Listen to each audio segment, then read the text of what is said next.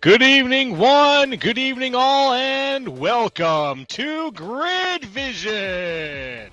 It's Wednesday, so you know what that means. It's time for the Wednesday night NASCAR iRacing Series Top Split coverage live from virtual Daytona International Speedway, folks. It's the first race we've got going, and it's the brand new graphics package here on Grid Vision. We invite you all to enjoy it because, well, we're here in the booth. We're enjoying it for the first time, too. Hey, everybody. It's me, Joe Castro, Jolo to some, joined by Sheldon Adkins, Roger Pierce this week, and Austin Derbyshire down in the booth. And all of us are extremely pumped, I'm sure, to bring you the best in iRacing coverage. So let's run down the table here. Sheldon, you excited for this week's race, my man, to get things started here from Daytona? Not just get things started here from Daytona, but get things started here for the NiS season. It's going to be a long road ahead of these drivers, but it all starts here at Daytona, the world center of racing.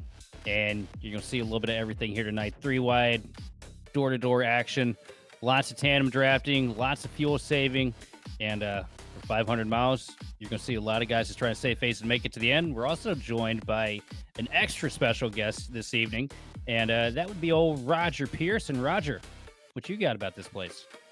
Man, this is a great track. A lot of good drivers here. I'm excited. 500 miles, around 200 laps. Yeah, 200 laps. It's going to be a long one. I'm just ready for the show to start. Long season ahead, and it starts here. Absolutely. That's right, boys, and we are going to get things started. But first, let's talk a little bit about Daytona. We got to do it. The keys to the race. Sheldon, why don't you go ahead and run them down for us?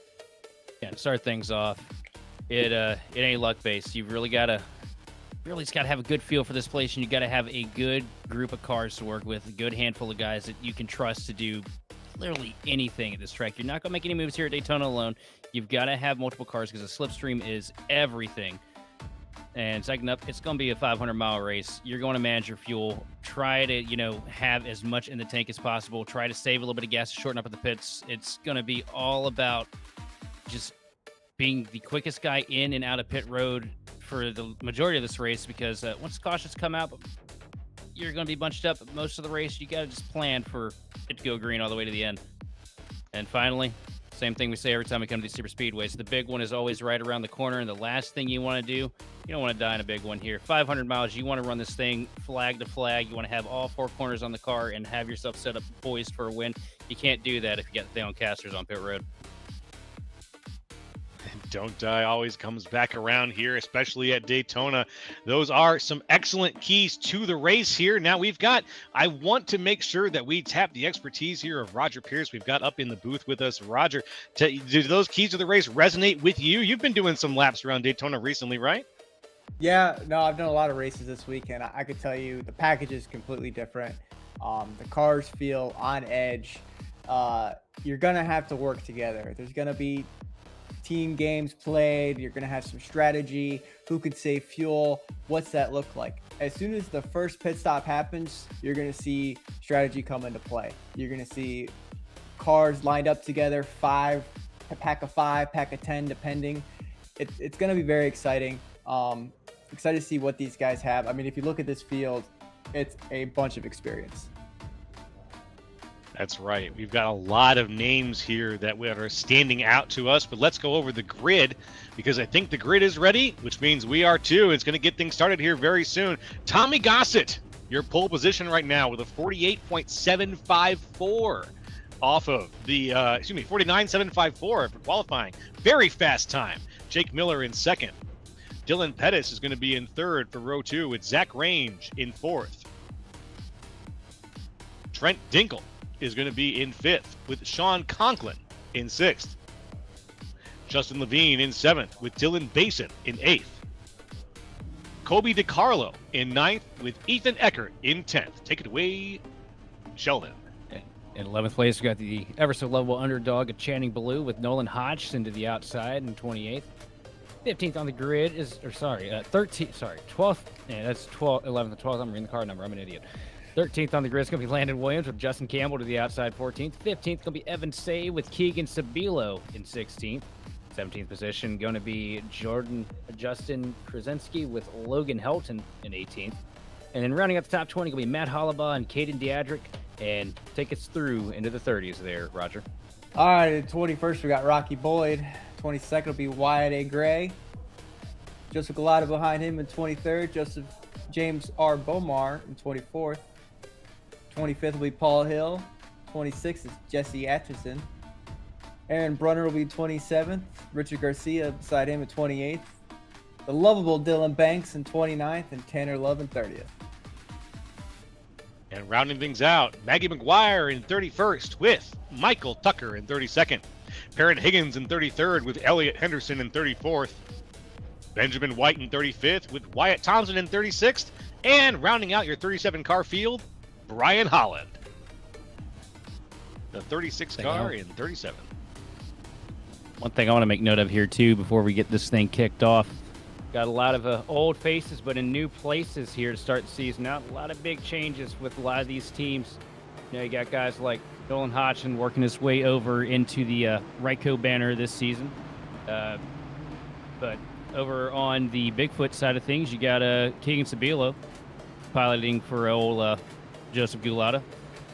And Justin Levine making the jump over to Team Conti. Going to be interesting to see what all these drivers have in store here. Multiple other changes that I'll notice throughout the race. And Roger, what do you think that really does for a lot of the team chemistry here? Because a lot of the big players for some of these teams kind of find their way out the door working somewhere else. Does that change how you approach this thing if you're one of those guys? Well, yeah, I mean, a lot of these moves happen kind of early in the off season or mid time. So we have a couple weeks to work with the new guys, and you kind of learn how they race, and you've raced around them before while they're on other shops, so you know how they are. But it's kind of fun when you bring someone new into the camp. Their experience comes into play. They have different ideas, and so you get to bounce off of them, and it's kind of just a breath of fresh air. Absolutely. I also want to make note too, we got two guys we don't typically see in the Cup Series. Some of the more power players in the Xfinity Series making starts. Up there on the outside row, you got the 29 machine, Jake Miller, always scrappy in the B car. And then, I gotta stop calling the Xfinity Series. And a couple rows back, Trent Dinkle in the 9 machine, always putting together really good runs in the B Open Series as well. So, it's gonna be interesting to see what they have in store here at Daytona. Take us to the green, Joe.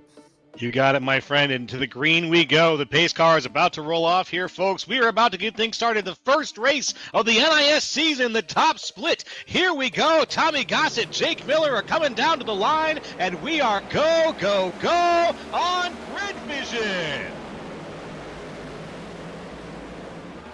Yeah, you see right here, the top line's going to have a surge around the middle of the backstretch. The bottom line powers through for the first half of the lap, especially when they get together, but that top line's going to be coming. Trent Dinkle already tucking out here, getting up to the outside line, pulling the machine of Dylan Pettis along with him. 49 getting a huge shove from the nose of the Team Conti Chevrolet. And it's about as mixed up already as it can get up here at the front. Yeah, everyone did a little shuffle already here. Pettis is up here on the outside line here, trying to use the momentum here as we go around through the backstretch. Coming back home across the line, but it looks like Colby DiCarlo is going to move down to the inside, and Justin Levine's on the outside now, side by side with Tommy Gossett across the line. Hung out to dry. Pettis gets moved out that middle lane by Trent Dinkle. Dinkle wants to get to the back of Levine here, work with the Team Conti partner in this outside line. Not going to hurt Pettis too much, but I don't know how strong that third line is going to be necessarily. What do you have to say about it, Roger? It's very slip up there, right? Like, no one really has been running up there. 3 wide is kind of rare this week, especially in the Cup car. You've seen Levine jump to the top with Pettis. Good move there. The car's just, they're going everywhere. The car's just very unstable, right? So you got to have the wheel under you. It's a little bit tighter of a drive. I don't see the top line work. Oh, Dinkle save it. Wow. Yeah, that right there, that was a little bit of a push-the-pusher scenario there. That almost bit Dinkle on the back of the hand. Gossett got a huge shove from behind by the 17 machine, and I believe that's DiCarlo. Not much DiCarlo can do there in that situation, though, either, because he about had the tires picked up off the ground by the machine behind him as well. But once it's like dominoes, once you get, 3 or 4 cars pushing on that inside line, it gets a little dicey. right now, guys, the top line looks like it's not very solid. There's a lot of movement, a lot of shuffling happening here. Justin Levine, Ethan Eckert leading things on the outside line. Jake Miller just barely there in the number one. He's trying to stay put, but out in the middle line, Sean Conklin has worked his way up. He's up 3 positions, and he's trying to lead that middle line to do something, see if he can get ahead, maybe of Pettis on the inside row. 3 wide here. Justin Levine leading the pack on the outside, trying to pull the whole Dale Jr. Pied Piper scenario here at Daytona. Wants to get these guys to cycle in behind him. But there's one thing about Levine I know, he wants to lead every lap that he can here in that bright yellow machine. But that middle line starting to get a surge. Conklin getting a huge shove from behind from his teammate Nolan Hodgson. They're going to be dead even coming into 3. Yeah, as soon as Nolan gets cleared, he's going to come down exactly right there. Team game's already starting to happen. 3 Ryko cars on the bottom, Levine in the middle. Basin's a little bit mired back, but here's the thing, guys. I don't want to lead. I want to start saving fuel. Yeah, saving is going to be a big thing to do here. We're running the full 200 here. So this is going to be a thing where saving becomes part of the game plan. And who do you think is going to actually be leading that strategy? Right now, you've got the 3 Ryko cars out front. You know, you've got 2 cars there with the possibility of doing some saving maybe, but that car out in front is going to have a hard time. Right now, if I'm the guy that I think is in the optimal position for saving right now, I'd have to go with that car sitting in 15th right now, Zach Range. Sitting there, you know, bottom lane, not an integral car for pushing the line right now because he's a couple rows back. Kind of just sit there pedaling a little bit, let these guys burn off a little bit of that Snowco racing fuel and just, you know, kind of tiptoe through the tulips here at Daytona. Yeah, That's I mean, if you're 5th car in line, 6th car in line, you're half throttle. I mean, if you're full throttle, there's no reason to be. The runs here come at weird times now. You're going to get right up on that car. I mean, these guys are going for it. I like it. We're racing. Yeah, they are really going for it. I'll say now the top line has finally taken shape. Sean Conklin, though, moves up to the top line. Justin Levine pops out as soon as that happens. And right as I say they've got cohesion, the top line cohesion has evaporated. A 3rd line just about formed, but nope, Levine's back into the middle. And it looks like it's just going to be 1 car getting shoved out there. Who is that? That's the 23, I think, of Matt Hollabaugh, who didn't really have anybody to help him out. And now he's going to shuffle back, all the way to the back of the middle line. Ooh, we got 3 wide for the lead here. Another one. Conklin getting hung out to drive here at the front. This is going to be interesting. Conklin's about to get turned. Was that Levine that left him out? Levine, yeah, but they made contact in the left rear, and I mean, that was a good save on Sean's end. That could have been really bad. But watch this push out of 4 on the bottom. You see these cars on the bottom, they're all getting a little bit loose. Nolan Hodgson last lap was sideways coming out of 4, so I'm really curious to see what's happening here. Right there, it just happened again. How big has tire wear felt this season? You know, I know that they changed the tires, they changed the package, they pretty much changed everything on us in the offseason here. This doesn't feel like even remotely the same car that we had last year. Is Daytona kind of under that same blanket as well? Well, Daytona tire wear is a little bit different, always has been. You typically go left sides and right sides depending on how much fuel you need. When you have to go full fuel, you're going to take 4 tires, right? Because it's the same amount of time. But these guys are so good that when you do a pit stop, then you know that 1 can in left sides is the same amount of time. So they're going to optimize their time on pit road, and that's going to be key here. Let's talk about, and speaking of optimization, look at who's leading right now, too. Michael Tucker up 31 positions from when this race started, and we haven't had a yellow. And Michael Tucker, that's going to be somebody that's going to be difficult for these guys, because if he gets an opportunity to sniff that lead, he's like a shark to blood. He's going to do everything he can to try and hold on to that position. Whether that's for the betterment of mankind or not is to be determined, but Tucker is one incredibly aggressive driver and always fun to watch up here in the booth. He's doing some incredible driving right now with Sean Conklin giving him the push right now. Dylan Basin slides in behind Conklin, though. Whoop, Conklin's going to take it down to the inside. Once again, Justin Levine pops out, tries to create a 3rd row here for the 5th and 6th spot. But out in front, Conklin is getting the push from Logan Helton right now, up 16 from where he started. And there's a lot of different faces up here, constantly shuffling around here for the lead. Also, correct me if I'm wrong, Roger, but aren't Basin and Pettis as well new hires for Ryko this year? Yeah, I mean, they came on a little bit late last year, the end of the NIS season, I want to say. But yeah, this is their first full-time start here, beginning of the year. Excited for them. I mean, they're two good drivers. Bason's pretty young, so he's got some time. Pettis, man, I talk to Pettis a lot. He just wants it out here having fun. So that's what he's all about right now. You're going to see Basin compete in the Road to Pro Series with Sean. And I'm excited to see what these guys do, man. That's two incredibly talented hires for the team. Pettis can turn around here in the tri-oval. Backing back up into the field. Heavy contact. Multiple cars going around. Holy crap. That's Dylan Banks. But no, who was that? The 19? That was Pettis. I can't say anything nice about anybody ever, because every time I do, man, it just... Somebody just needs to duct tape my mouth, wire my jaw shut. I'm part of you. I just talked about him, man. I just said it. Oh, my God. He got the double. Y'all are some good luck charms. Jesus. Like, it's like we talked about earlier. The bumpers are so slippery. Like, just nothing sticks. And I think that was kind of what we saw there. Yeah. I mean, it was definitely a lot of aggression early, but I will say, if anybody is injured, sick, hurt, whatever, don't ask me or Roger to pray for you, because I don't think it'll work in your favor.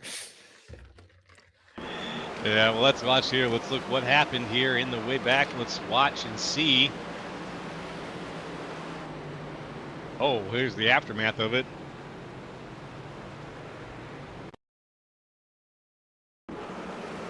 It's all right there. Let's see. Oh, man, look at this ballet.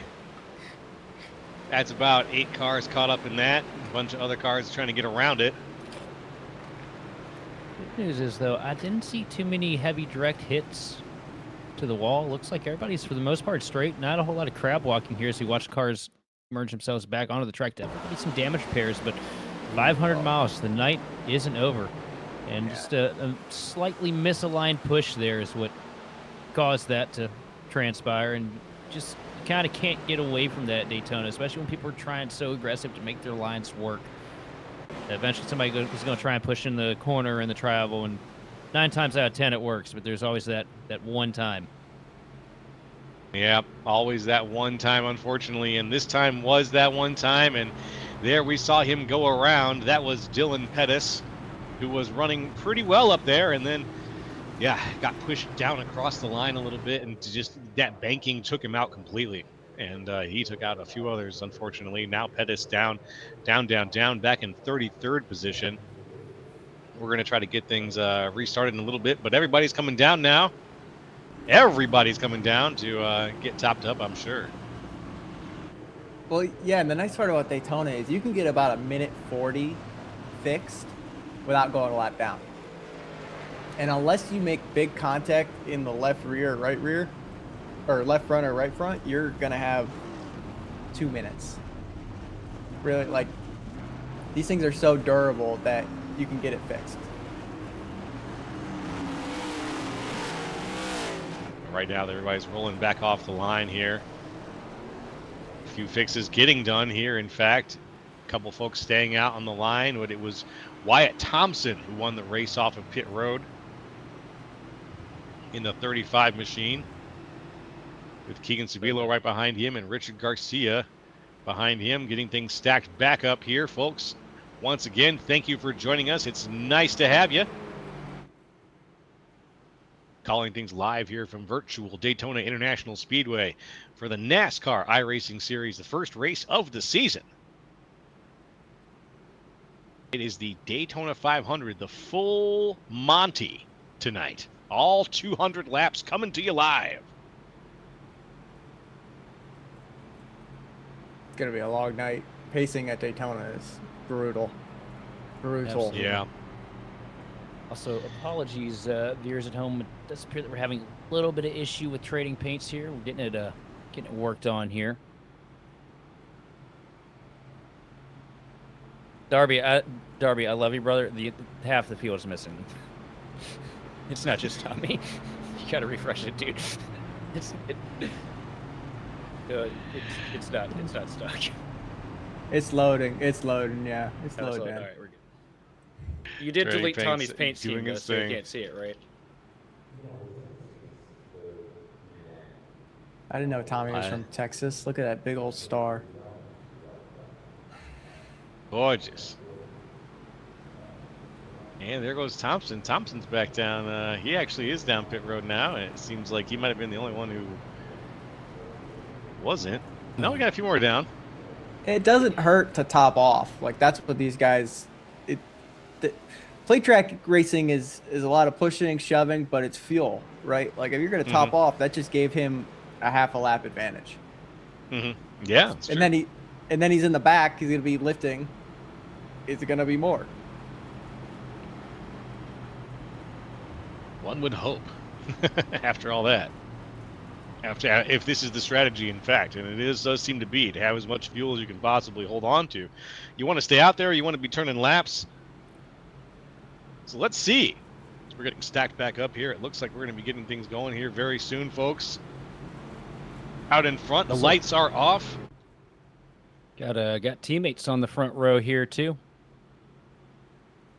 Keegan Sabilo and Richard Garcia both driving for Bigfoot. Who lifts? Who lifts? I think Garcia. I think it's going to be Garcia that's the one to lift. If there's a, I can't think of a more gracious driver in the field than Richard Garcia.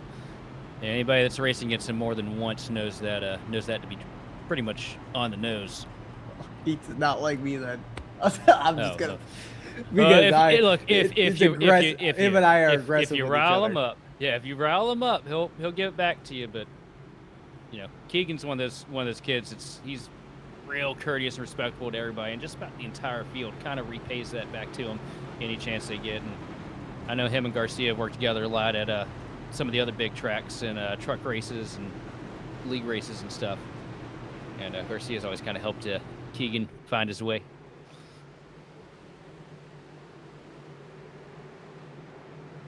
Field rolling into the restart zone here. Barney the flagman with the flag in hand, and the green flag is back out. We're underway, and Sabilo through the gears first. Gotta be careful, don't want to get too far ahead, but he's going to probably try to go up to this top line and pull his buddy along with him. And a huge side draft there off the nose of the 57 to the 63 machine of Helton. He's out there. He's out there bad. Even if he drags brake, that's going to be a heavy hit. Watch Garcia's nose here. He might get damaged. I'm getting nervous here. Heavy shot to the back of the 77 machine, but Garcia stays with his buddy. Yeah. And outside the line, kind of broke up over that, though. That bottom line's getting a huge charge into 3. Yeah, there was a little bit of a reverberation through the top line you saw. But I got to say, kudos to the top line. They actually handled it pretty darn well when he came back there and made that contact. Well, we talked about him last year. Keegan, in my opinion, was the most improved driver out of entirely last year. And his plate track prowess has gotten so good.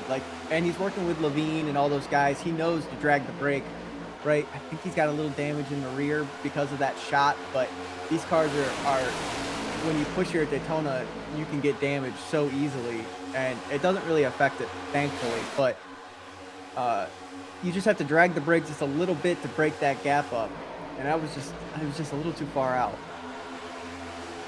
Tell you what, I know somewhere here on the surface, Zach Hudson is cheering at the top of his lungs right now as you got the 20 machine of Helton and a Nexus fronted Ford Mustang up at the front of the pack now.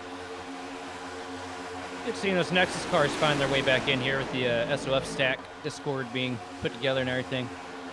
Always fun to see some of those heavy hands from back in the day find their way back into the mix. Right now we've got 3 lanes still going strong here. Up at the top, we've got Justin Levine up in the top lane. In the middle, it's Sabilo. Oh, and now at the bottom, it looks like it's going to be Dinkle. No, excuse me, not Dinkle. It's going to be Logan Helton. And Benjamin White dives his way back up here into the mix. He wants to try and pick up a couple spots in that 19 machine. Going to get a little bit of help from Sabila here through 3 and 4. A little bit of a wiggle, though, out of him. Got 4 19 machines on the track right now. That must be a lucky number right now. All JGR 19. It's one of those days where if I was a spotter, I'd be wanting to throw myself off.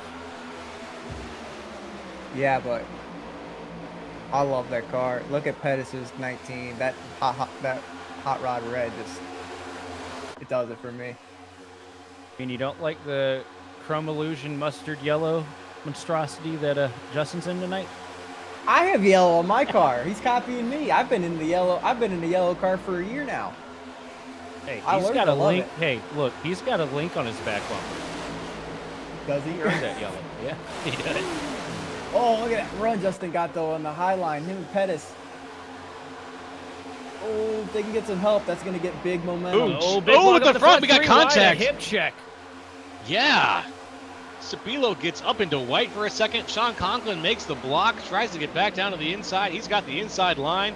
We're 3 wide for fourth, as the center line is getting flushed just a little bit. High on the outside, Dylan Pettis is back with a vengeance. Yeah, the 19 pushing the 19 down the back straightaway here at Daytona. Oh, man. We're on lap 19, guys. You know what? It's if you're playing slots this week, not slots. I'm stupid and tired already. Playing the lotto? If you're playing the lotto this week, there's 3 brain cells. I've been up since about 2 o'clock in the morning. We're probably going to bed at 2 o'clock in the morning this night, so I did not set myself up for success. That's fair. Well, 19 is your number. It is the lucky number of the week, apparently, here. It's a lucky number for quite a few of these guys here. Down at the bottom, Sabilo, though, is in the 77. He's leading things out right now on the inside line. Justin Levine in the middle with our man, once again, Dylan Pettis there on the outside, leading that third row, just trying to make some momentum, but the third row is not picking up the speed that it needs to, and it looks like they're going to fold into the center line here. Look at Rocky the Boyd. surge there. Rocky Boyd getting a little loose there. I'm telling you guys, it's loose out of 4. These guys are wheeling it. Whoa! Oh, Tommy. That what was, this is crazy. And Levine gets hung out to drive from the lead. Here comes Ethan Eckert to the point. And here comes Tommy Gossett now coming up to the top, trying to cover the 19 machine of Pettis. Eckert's out in front. Pettis with a big push. Eckert's going to move down to the inside, get the push from the 77 himself. Ooh! And look big at Levine. Jump. Got a huge shove from the 333 machine of Evan Say. Going to send it all the way down the hill, then right back up in front of Tommy Gossett. And Eckert going to come back and try and fight again on the bottom. Gossett goes up to the third row now, trying to find some spot. He doesn't have any help behind him, though. Evan Say gives a push to Levine. Eckert's got the lead at the line. We're 3 wide for first here with Gossett, Levine, and Eckert. If you could see my face Hudson, right now. Hudson almost got Gossett around in front of the field there. These guys are pushing with everything they got. Oh, my goodness. I assume your jaw's hitting the floor there, Roger? I mean, these are my teammates, right? So I know how aggressive they can be. I know how aggressive Tommy is at plate track racing. But, guys, we're on lap 22. 22. We have a long way to go. And we're here's the thing, right? You can't leave these people out because you got to work with them later on. If you keep leaving them out, no one's going to work with you. Yeah, you can't trust that your teammates are always going to be there. It's 500 miles. A lot of things can happen. We got green flag pit stops allegedly coming at some point tonight. You know, a lot of penalties, a lot of teams get broken up through that cycle. And you just want to have yourself set up where everybody in the field, you know, kind of likes you. Oh, we got a lap car coming up. So this is where it gets really interesting. If the lap car stays on the bottom, they're going to get split up. He's going up top, thankfully. Oh, man. Yes, sir. Let's watch that here. There goes the lap car. You know, he's got to get out of the way of the third. He's got to get out of the way of Dylan Basin out there. I think Basin slides in just in time. Oh, that was almost a wreck up at the front. Ooh, very close. Very close. Benjamin White side by side with Wyatt Gray. If I'm a Great shop idea. owner, I'm clinching. Yeah, clunging hard right now. Ooh, not good for Benjamin White. Big push. much, Oh, what are we doing, guys? Oh my God. Here's a good question, Roger. How much Pepto do you think Ken's going to go through tonight? I think the bottle's gone already. Oh. We have several people tapping out of that craziness right now. Look at Rocky trying to make. He's just kidding. These Well, guys, if man. If there's one thing I've learned about, 8 years against racing Rocky Boyd, it doesn't matter if it's going to work or if you think it's going to work. Rocky's going to try it, and he's somehow going to make it happen at some point from pure determination alone. That man right there, he operates on spite.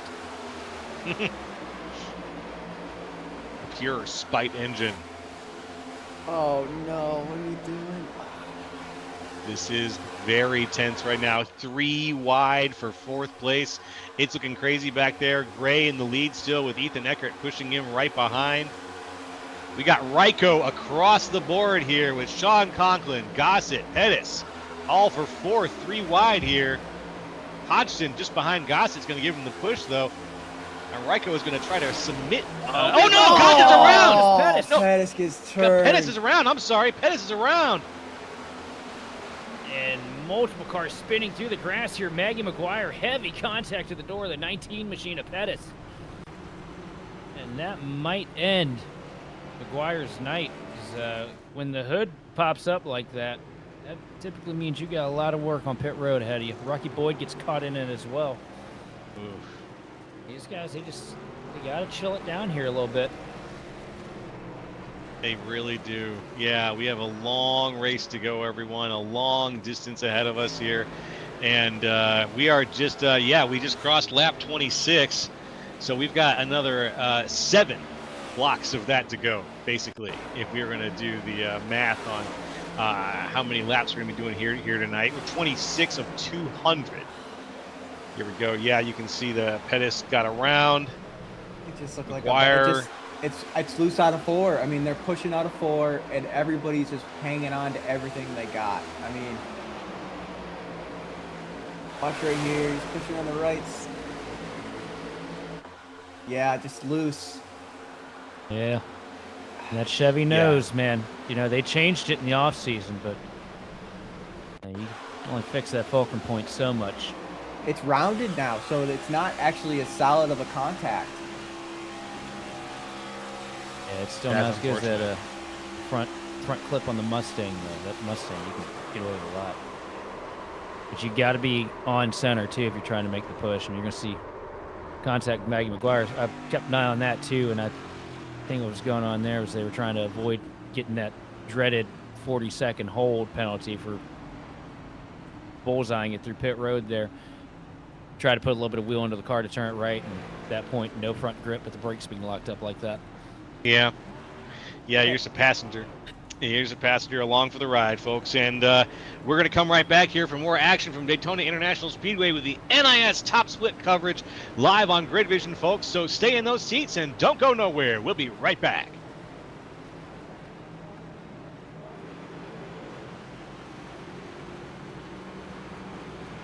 Racing isn't easy, but experiencing it is. iRacing puts you in the driver's seat with the industry's leading sim racing game. Drive on laser scan replicas of the greatest racing circuits from around the world. Go head to head against other drivers chosen by skill-based matchmaking to ensure competitive racing at every level. Compete across all your favorite series. In officially licensed cars, engineered to deliver the most accurate driving experience possible.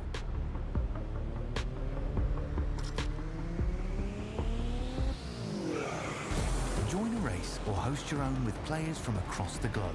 Race against the computer or in a league with friends.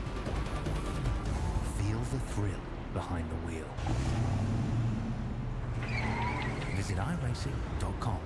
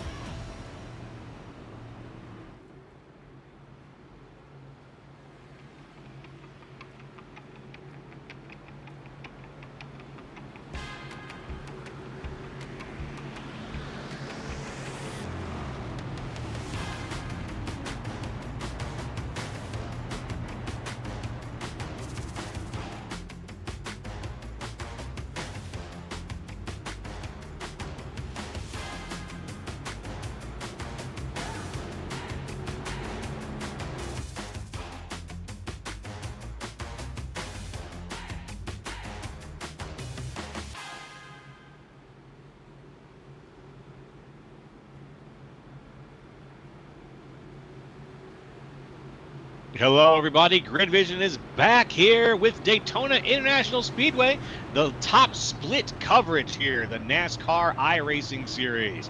It's me, Joe LaCastro, up in the booth with Sheldon Atkins and Roger Pierce this time around, and the three of us are bringing you the action with Austin Derbyshire down in the truck producing things for us and bringing you this beautiful Grid Vision overlay that we've got here, brand spanking new.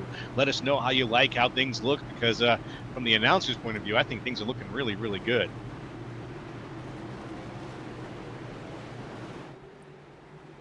I think the lights are off here on the pace car. Yep. Take us away, Joe. You got it, my friend. Let's do it. Into the restart zone goes Keegan Sabilo and Evan Say, leading things off. Sabilo with a good launch here as we are green yet again across the line. Only concern for that 77 machine right now, though, did he get too good of a launch that time? Doesn't have any friends to help him on this restart. Did he learn from his mistakes? And he is. Evan Say goes down to the bottom, but now he finds a friend. Justin Levine up to the back bumper here to help his forward teammate down the back straightaway. Going to be 2 by 2 down the Daytona super stretch coming into turn 3. Inside lanes starting to lag a little bit as the outside line's pushing just a little bit tighter. 3 and 4, here comes the surge, and Evan Say comes right back to the door. We're not done yet. They're 3 wide again. Yeah, you're right. Ethan Eckert was leading things over there on the top line, but now Eckert is just behind. Who is that with him? Garcia. Garcia, falls back as Eckert goes into the center line. Everybody's shuffling around here still. Looks like that's Benjamin White, up there on the third row, trying to make that third row work, and he's sitting around 8th position right now. Keegan Sabilo and Evan Say still lead things here, coming around the horn. I'm just getting nervous, man. I'm watching how hard these guys are throwing shoves. I'm looking at that inside line especially. Everything a little bit more orderly in that middle lane.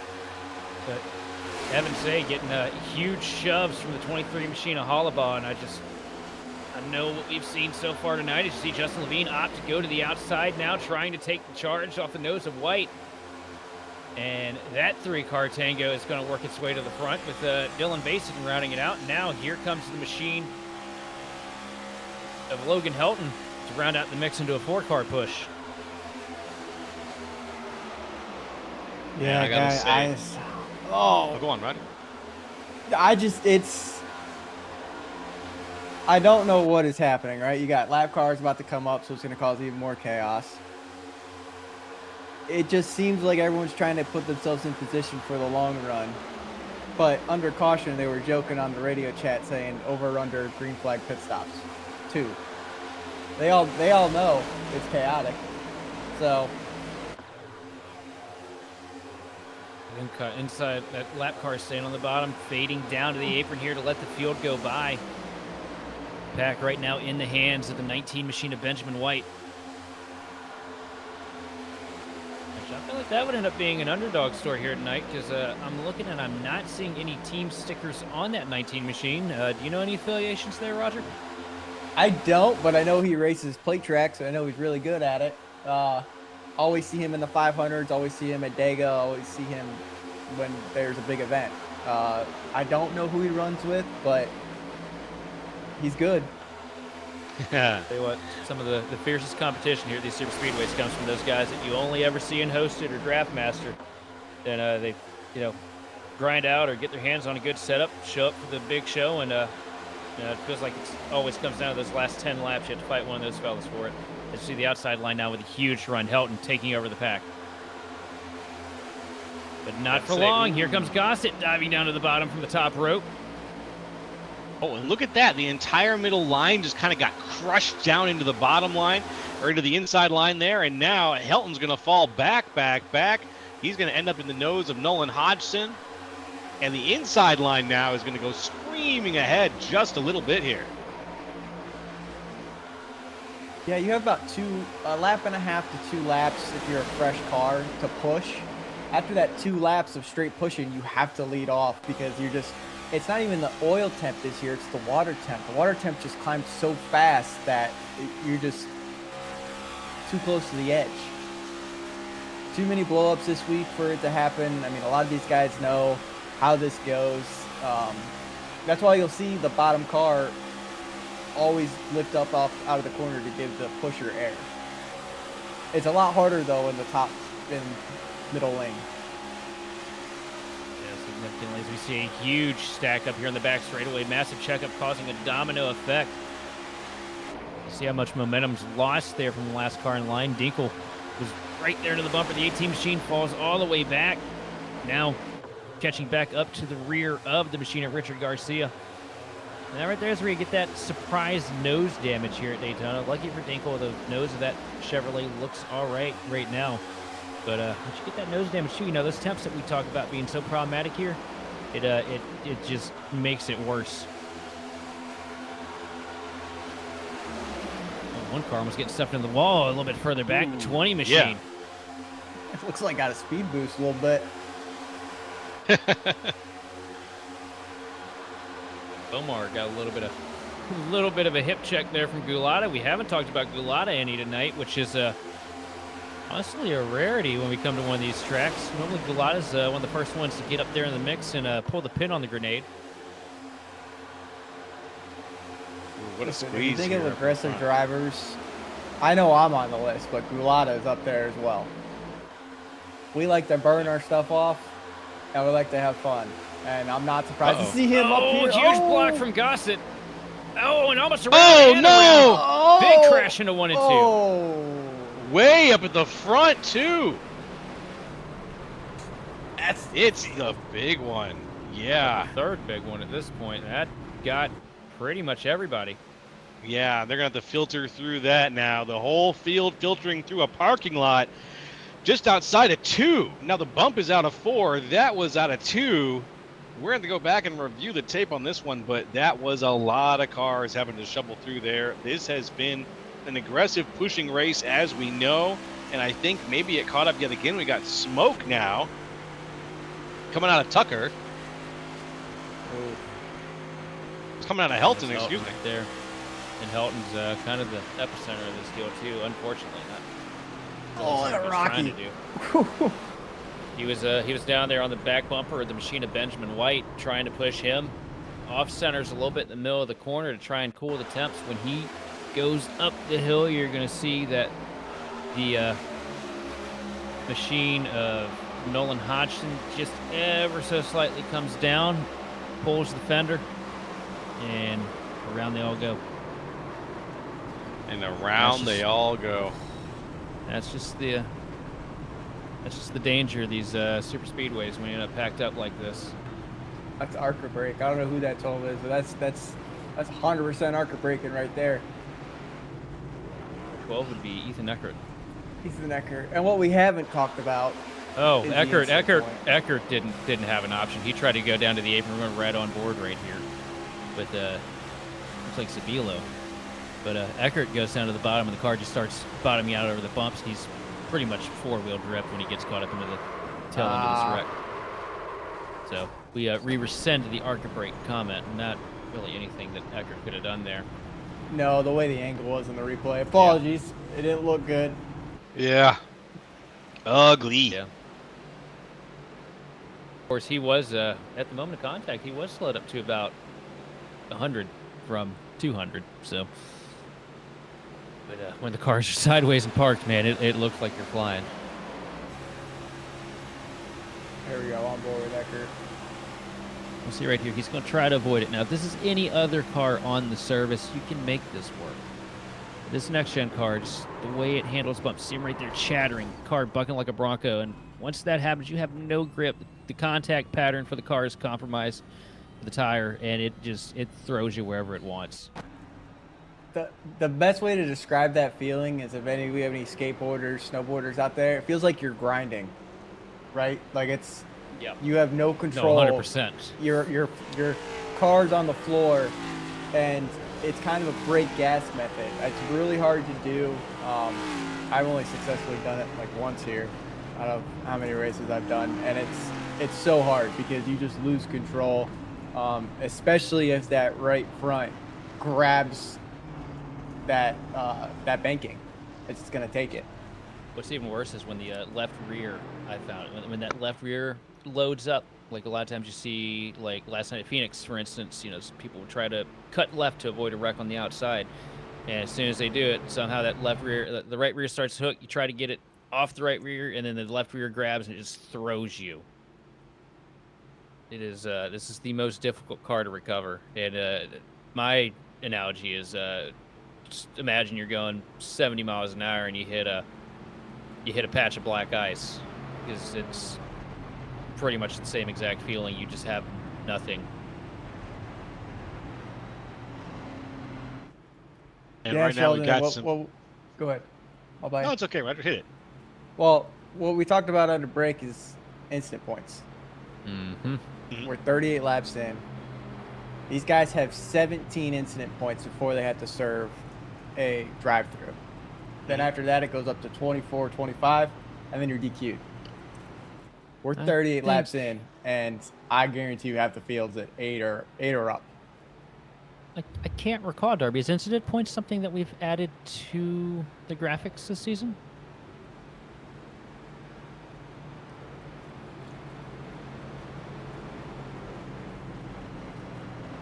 All right, we'll take a look and see. 1X, there they are.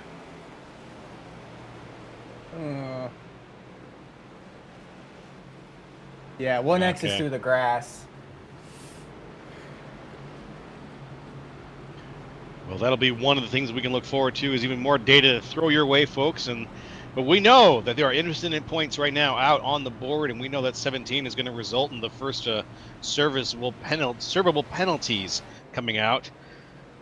And, well, if we're already at that point by lap 39, I'm already pulling on my collar. There's going to be a lot of guys that will not see the checkered flag on this race. And, you know, it'd be heartbreaking for a handful of them, because they'll probably have a good, clean car by the time they get to the end of it. But that incident limit's going to knock them out of it. Yes, sir. Oh, we have... I think that one right there is going to crash. yeah, I think so, Showing too. off the new toys, yeah. Yeah, we can draw pictures on here now. So anyone listening, watch out, because we'll call it out. I'm ready this year. Oh, we're getting a message from beyond. We have been warned that we are not allowed to draw or say anything profane with the graphics. So With you the guys don't have to worry about that. It's still, you know, we're still PG-13. Have you ever seen The Love Guru, where he does Illustrator? That's exactly what's going to happen. Oh, my goodness. Trouble. The amount of demonetization that Darby saw in the future when he gave me the option to have this toy. Oh, pace car's down.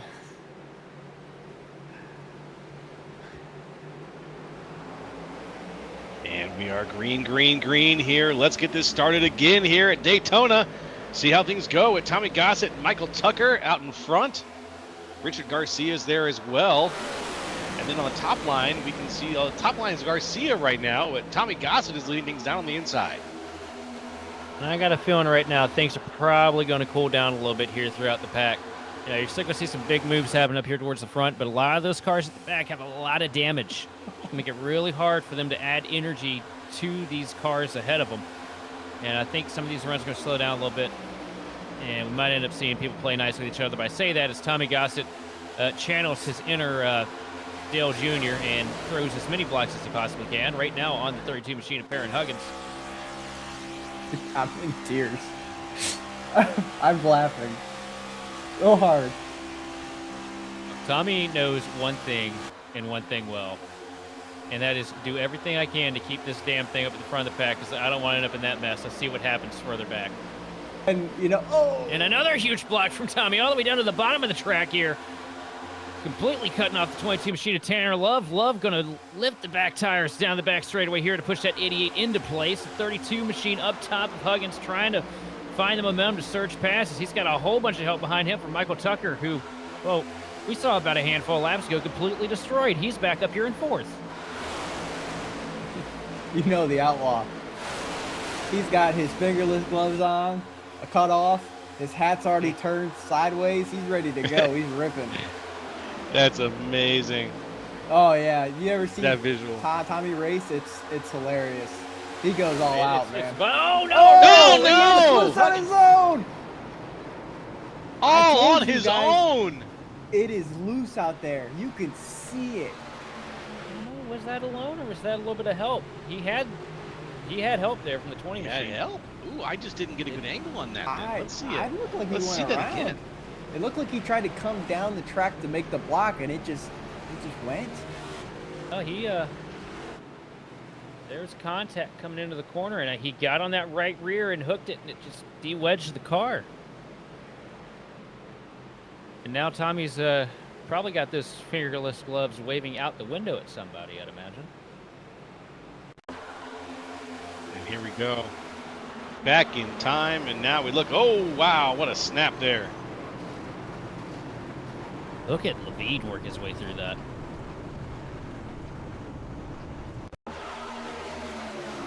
One more time.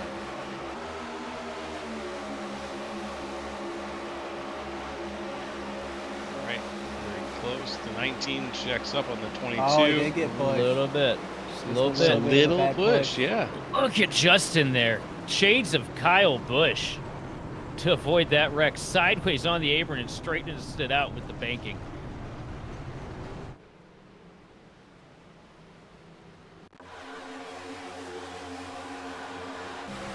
Tough break for Perrin Huggins, though. No, he came into this race with very high expectations for the 500. Still plenty of race left, but put behind the 8-ball early is not what you're looking for. Only 43 laps down here, and look at the car control there from that 19 machine. That's what 2 a.m. splits of Draft Masters for about 3 years straight will do for you. Yeah. It'll give you the skill you need. Boy's been eating his Wheaties tonight. Tommy's Yeah, this right here. destroyed. Yeah, if you're Gossett, you feel completely robbed here because there's nothing Tommy could have done here. Couldn't predict it, couldn't have called it, couldn't have gone anywhere. Just minding your own business, riding off into the Daytona sunset, and next thing you know, you're looking at somebody's door.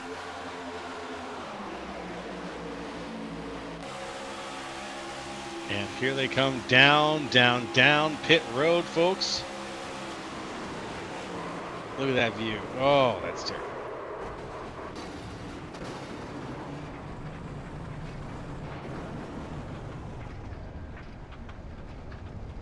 That's terrible. That's just rough. Everybody here is down pit road. And while we're down pit road, I'm going to take a little opportunity here, folks, to just shout out a brand new website that we are bringing to you, gridvision.live. So if you want to help us make this broadcast look really amazing, you can visit gridvision.live right now. Set up your full driver profile so our commentators, that's us, have got your stats. If you love this show, please consider a small donation. Also, we have a little button in the upper right-hand corner of gridvision.live. If you help us fund this season, we can bring you even more amazing stuff here on GridVision. So sign up, suit up, and support the grid here at gridvision.live.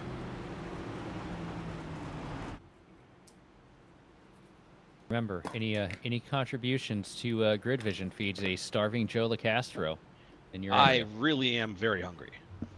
He's a very hungry man. Goes straight to my Wendy's fund. Oh, Well- yeah, the Wendy's, huh? I know I'm in the booth, guys, but I've been doing a little bit of research here while this wreck's happening, talking to some drivers, and Let's hear it. everyone is complaining that they are wrecking loose on corner exit. Yeah, we're seeing it. I think But we're gonna confirmation use- now helps. Because all you do is speculate up here. I mean, you can see what the car's doing, but to know that it's actually, like, it looks like ice coming out of the corner for all these guys. Yikes. Yeah, I don't want to slip on that. And if that's the wonder case, if, it's not even the track's that high. I wonder if that has to do with the aero model changes that we got here. You know, I've noticed that the mile and a halves and even the short tracks, that aero loose condition, we get somebody tucked up to your rear bumper, is it was noticeable and problematic last year. Now it feels like, it honestly feels like somebody jumped over the wall, stole your back tires out from underneath you while you're going into the corner. Yeah, and there's really nothing you can do under pit stops to really fix it at a plate track. It's so like we can make adjustments on all these mile and a halves and everything to help us out long run, but at a plate track, it's so hard to adjust on these cars to get what you want. I mean, once you load in with what you got, it's what you got. Or maybe a little more rake, possibly. Well, I mean, a little more brake. You're gonna go. No, I said rake. A rake, Like, yeah. back well, into the car, lift up a little bit, maybe. Get a little bit of that blade in the air. I mean, it's so hard to call for me. 'Cause it's the diffuser and everything like that. That's the nervous part to work on the car for me. Like, what do we really get more from? yeah. I mean, if you look at these cars under caution, you could see the different setups in different teams and what they're running. You could see some higher front ends, some lower rear ends. I mean, everyone's running different things, so the air is going to move through these cars differently. And then that new Chevy, that nose is different. That air off that car is different. And it is. I mean, I've noticed a lot of issues with Chevys this week, pushing them. Their bumpers are so slippery. The Toyota front nose has that square kind of thing with Mustang. They can push really well, but when they get pushed, that rear is loose. I've every time we've come to the plate tracks for the past 8 years, I have specifically gotten the way out of any Chevy that wanted to push me and tried to find a Ford or a Toyota to work with because of that reason alone. Yeah, because it feels like the Ford and Toyota's bumpers, they lock. The Chevy's doesn't lock. So it's something we're going to have to look out for. Well, so a long way to go as we work into the restart zone here. Field in the hands of Justin Levine. The green flag is back down in the inside line with a good surge. Levine and Garcia hooking up, trying to make a little bit of headway here into turn one.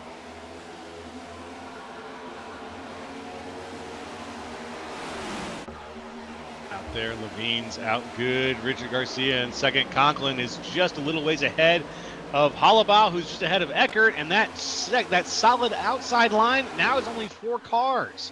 They're trying to get a little help out there, but it looks like Michael Tucker's going to fall back a little further as yet again another car slides out of the outside. That's Benjamin White. He's down to the inside line now, and Justin Levine is going to lead things into 3 and 4. And Lucas worked his way up here into the podium. Sean Conklin, haven't talked about him much yet this evening, but it's hard not to mention the guy that I'm pretty sure set the win record, won the championship in both NiS and the OB Voters Cup Series in the same season. Putting together a pretty strong drive here, kind of creeping his way into the mix. Yeah, the Conk's 18 now. He's officially an adult. Can't call him a kid anymore. Kind of crazy how many years I've known this guy, and I mean, he's just so good. You talk about someone who just has it. Yeah, it's he's natural talent. Roger, we can get our sweet teas from Wendy's discounted up here in the booth at this point. I think we can keep calling him kid for a little bit longer. Hey, listen, I'm part of the group now. I know, I got you. It's great. Yes. That plus 30 crowd's starting to get pretty stacked. Yo. Sorry, I couldn't hear you there, old man. Yeah, I gotta turn them up. My hearing aids are working. Probably invest in some of those here soon. No, Conklin gets hung out to dry, though. Ooh, I'll need hearing aids in about. I probably need hearing aids now. I just don't wear them. Maybe. Said you have what? Exactly. I'm around too many cars, too many lot of. It's not worth it for me. Want to go to the bar? Exactly. Crack another one. Love listening to these guys. young guys. I don't think these guys have got it out of there. Their system. Not. I mean, it's single file. We've still got some of the most aggressive plate racers somehow have made their way back up to the front or avoided something. It ain't over. It's never over at Daytona, man. What are you talking about? No, sir. Yeah, they're pushing on the right side, which is weird. You don't want to push on the right side. That's what causes the wrecks. It reminds me a little bit of back in the day when we had the Gen 6 package that was so awful you couldn't make anything happen. The only way that you could draft with that was it registered the skew of the car that we had at the mile and a half, it felt like. So you'd you off center as Levine goes for a crazy block up top. Whew. Almost got to meet his ancestors on that one. Yeah, left Gray out there. Gray with the inside line mean- falls way back. Darby, if we can we go to Levine's cockpit and see his arms? Because I'm pretty sure he was wheeling that thing before he coming out for a block. Like that rear end just looked like it was loose. We'll see his what now? Exactly. I said it. I didn't stutter that time. For Harambe. I'm from Ohio, Look at hey that. man. Hey, Cheers. man. It's the day that we got thrown onto the horrible timeline. Yeah. Everything looking pretty tidy for Levine up here at the front right now, though. You see he gets a little bit of an off-center push here from the machine of White. Bet on 19 tonight. Got about a 3 out of 30 chance at this point. That's true. So many 19s out on the field right now. One's in the lead. One's right behind the one in the lead. I guess the other one's probably not one you'd be betting on right now because Pettis is still pretty well destroyed. Yeah, Wyatt Gray is 18. That's close. Yeah, but I don't know if you know who's behind Sean Conklin there, but he's back. Dun dun dun dun dun. dun. Gossett's back. Top row Oh. there behind Sean Conklin. The two Ryko cars leading things on the top row. I was talking about guys earlier that were like a shark to blood in the water when it comes to that lead. And Daytona, Talladega, Atlanta. I see that 88 car up in the front. I know we're in for a show. The real fun thing is trying to figure out which one's more aggressive on the play track, Tommy Gossett or Justin Levine. Good I'm a question. little offended I didn't get my name put in there. It's definitely Roger Pierce. Because I Roger, turned see- Justin. I okay. turned Justin at OB last year in Atlanta. Okay, but Roger, I see you do crazy things every now and then, but it's like calculated crazy. Oh, you're okay. I control chaos. Yeah, no, these guys Yeah. are wild. I'll Yeah, give you that. Yep. Justin and Tommy, it's kamikaze every Yeah. second of every lap. Justin will run about 5 different lanes in a single lap. I followed him for years here at this place. I gave up trying to follow him after a while. I love working with Justin at these tracks. It's so fun. You know you're It's- going to the front, or you're going to the trash heap. If you want to have a good group of guys, Levine, Roman, Oh Joseph my God, Joseph, Gossett. I mean, Adam Benefield, Gitter. Guys we don't see I mean, tonight, but they're just. I mean, that's a dream team anywhere, though. Any of those guys, Yeah. every week, capable All of getting good the job names. done with the right scenario and the right equipment. Anytime yeah, all we good get, names. we get in a line, it's just. And Heitman, I have to No. include Derek too. Derek's a great plate racer. It's just. For the lead, here comes Justin again. And Benjamin White has stuck to his bumper through thick Wow. and thin here on this run. I think Justin may have picked himself up a new friend here. Either that or we might see smoke signals to whose equipment Benjamin White might have underneath him tonight. Oh, I wouldn't be surprised. I don't know who he's running. Conti cars are fast, but I mean, honestly, the setup shops feel so equal this year. From everything I've seen in the off season, especially. Yeah, when you get a new build, it's kind of like a reset, right? So how long for Ken cracks it and ruins it for all of us? Because once he gets them cars hooked up, man, the Ryko cars get scary fast around midway through the year, especially. I took a month off, so I haven't done any mile-and-a-half racing. Phoenix will be my first track back that's not a plate track, so I'll tell you then. I have to wait till Vegas before we end up somewhere in the Cup car I want to run again. Oh, I love Phoenix. Phoenix is just my kind of track. Flat track. Flat track. If it wasn't outside line dominance and dirty air. Yeah. Like, same problem with Gateway. I really liked Gateway in the B car back in the day. Did not like it. I mean, Given also got wrecked by somebody, and my wheel got killed for a couple months, but it is what it is. Gateway's one of my. Oh, Levine favorites, almost got too. turned there. Wow. Flat tracks though. Flat tracks are just so fun in this car. I mean, I'm New not just saying Hampshire- that because I won Gateway last year, but they're great, just fun tracks. I mean, any track that you got to brake and gas and get that rear end to kind of turn, that's a blast. New Hampshire, Richmond, Iowa, and Bristol for me right now are the top of the pecking order personally. Iowa's fun in this car. Won Ooh, big checkup on the bottom. at all of them last year. Felt so good. And Darlington. Darlington's going to be different though. Different package this year. Yeah. Super excited. Big changes. I wonder if we're getting the. Did we get the grip strip there last year? In 3, yeah. Yeah. I was trying to remember. 'Cause I know they did the repave through 1 and 2 as well. I couldn't remember if we'd gotten that or not. Yeah, we got that patch. Yeah. Well, I ran well there. Won the NiS last year, which was almost a tearjerker for me because that was one I really wanted. Yeah, Levine up I here. think Go ahead. Levine up here trying to control 3 lanes from the front of the pack. Outside line starting to fall off. Not fall off, completely fall apart there. I think is that Pettis that's falling back? Or is it Hodgson? No, it's Pettis. Pettis is like 7 laps down, so he's just out there having fun. There's Hodgson.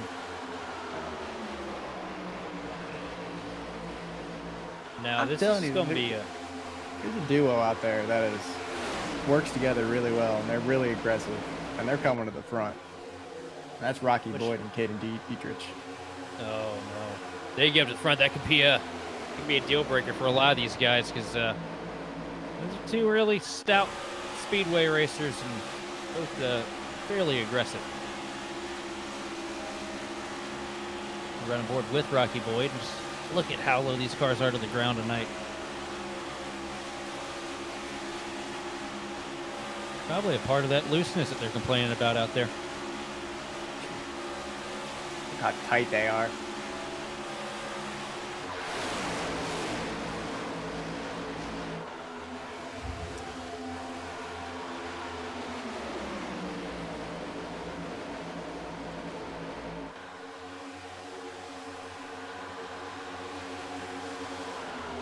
So with this battle right here with the Levine and Conklin, which one do you think's happy and which one do you think's not?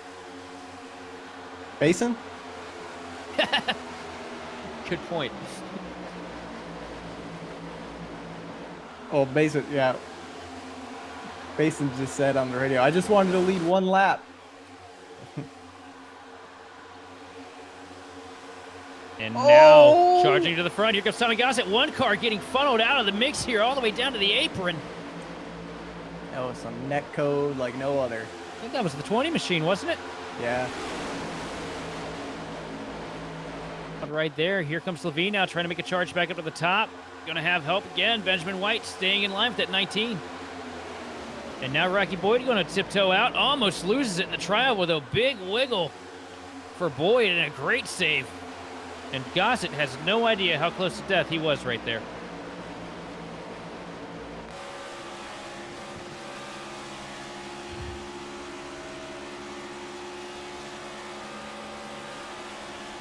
Gene giving a huge shove to the back of Rocky Boyd down the back straightaway. Now they're starting to taper down to the inside line, and just look at how potent the 2-car tandem is here this week from Daytona.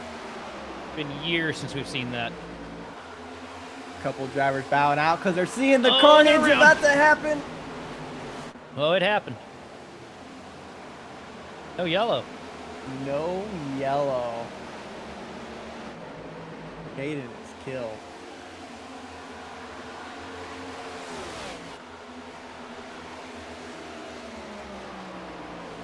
This is a 3-car breakaway up here at the front right now. And if it wasn't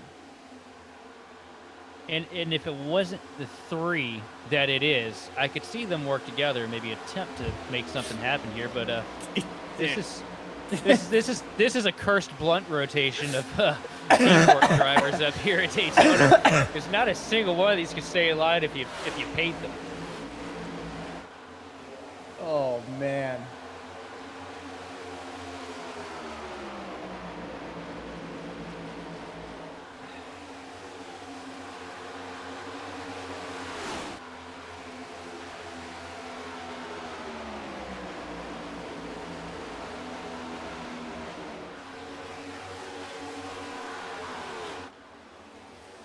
We got a have some underdogs slipping up into the mix here too. Somebody we haven't talked about all night, Aaron Brunner in the 17 machine. He's catching up to the back one for the 19 machine at Dome Pettis. That is your 4th place runner. Pettis a few laps down. Here comes Conklin working back into the mix as well, and he's bringing the 20 machine, who we saw all the way down to the apron, Michael Tucker. That was probably his saving grace, was getting knocked down there, because it allowed him to avoid that huge wreck that we saw transpire. But it is a 5-6 car cutaway from the rest of the field here, because there's the second pack. And you and I know, once you get a handful of cars like what we have up here in this front pack together, it's almost impossible for that second pack to find anything to separate them. Yeah, I mean, and with this group of front runners, they all know what they're doing. They're all really good plate racers.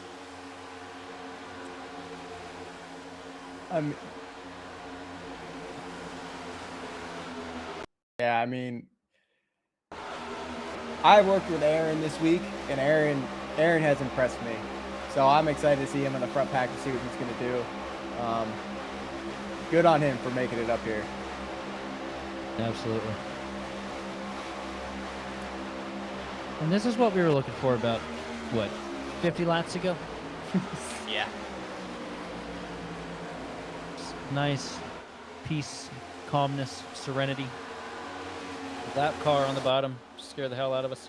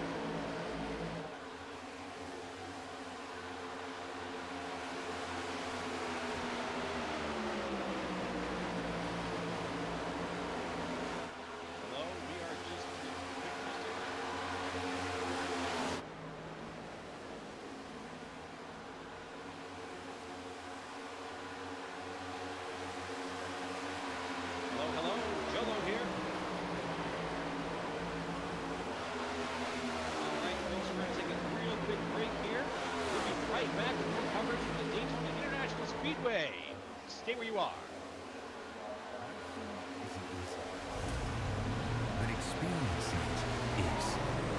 iRacing puts you in the driver's seat with the industry's leading sim racing game.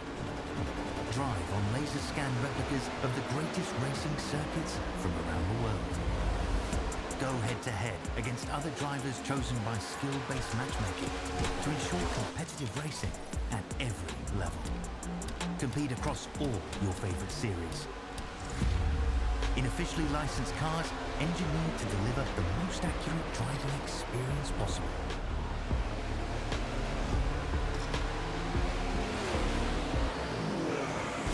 Join a race or host your own with players from across the globe. Race against the computer or in a league with friends. Feel the thrill behind the wheel. Visit iRacing.com.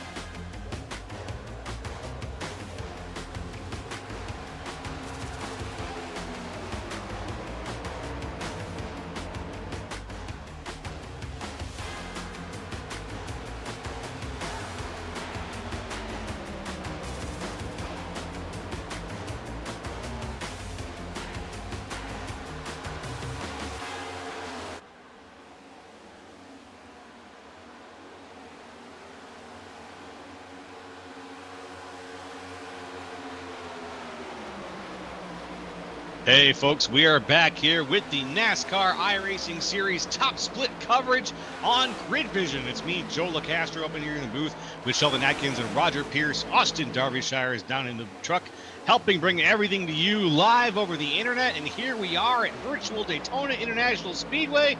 It has been a barn burner out here so far. We're only 71 laps in, and we've seen the lead change hands so many times. We've seen several massive wrecks here, and so far things are just beginning to heat up here at Daytona. Yeah, you see here 2 different packs, 3 different packs. We got spread apart. There was a big wreck that happened that didn't bring out a yellow, and now it's just a straight line game, right? Saving fuel. The person that's losing the most fuel is Rocky leading. So he's gonna have to pit before everybody else, but if everyone's smart here, they're all gonna pit together. That's right, Rocky Boyd out in the front of the lead pack. We do have several different teams now forming. That yellow, there were several cars in that wreck, and it was an all over the field wreck, but unfortunately we didn't see a yellow come out. Or I guess fortunately, depending on who you are in this case, because now we definitely have several different gangs of cars roaming the wasteland, as it were. And Rocky Boyd is leading the current one with Tommy Gossett right behind him. These guys aren't forming a second row. They are just taking advantage of the fact that they have lost a lot of nearby competition. And if they can, they're going to start coasting this whole train, I think, as far as they can. Yeah, I mean, this is the name of the game. I mean, the first group here, you have a lot of good drivers who know what they're doing. I mean, he's dangerous, but he's good. Rocky's a great plate racer. You have Tommy who can push, Levine who can push, Aaron who showed up on the scene this week. He's been really good. And then you have the conch. I mean, we don't talk enough about him. And Michael Tucker was in that wreck. He got knocked down below the apron. And I think because that car spun below the pit line entry, that's why we had no yellow. Dietrich kept it up on the wall and kept it straight. So iRacing doing its thing here. I mean, yeah, that's the auto steward decided that was a clean enough wreck for us, and so here we are now. And Michael Tucker, yeah, one of the stories of the race is the rubber resiliency of his car, I gotta say.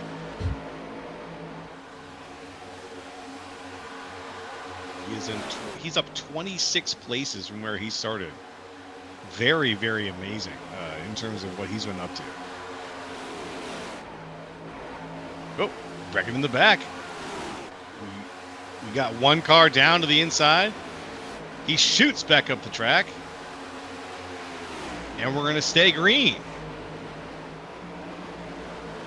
That was Dylan Pettis. was that Keegan? I think it might have been Pettis. No, I don't think it was Pettis. I think it was It might have been Keegan. group. We'll go back and take a look at that maybe here.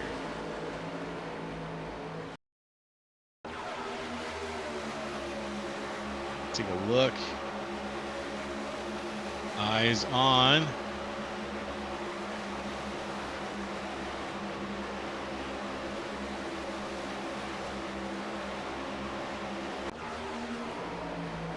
And here we are back live. The lead pack here. Boyd coming down across the line. Currently still in the lead. Tommy Gossett still in second. I think we're about 10 laps till pit stops. Yeah, So we're going to go. see here. Yeah, we're going to see here. They're going off of Rocky's count, which is smart. I mean, he's leading. You want to keep this group together. Because if he could have to pit by himself, which is the worst case scenario here. You need a group to come down with. You need at least 4 cars to be fast. Yeah, you also want to keep this pack of cars right here. You want to be separate from that second pack, too. You don't want to waste any time here on pit road. You want to be smart, come in at the right time. Everybody makes the same changes, you know, tires and fuel. And you don't want to give that second pack an opportunity. It's way easier at the end of this thing if we somehow manage to stay green. You know, try to fight for the win in a 7, 8, 9, 10 car train as opposed to the entire 20-plus car field. Man, 8 seconds really isn't a long time. I mean, if that pack could get together, they can pull that.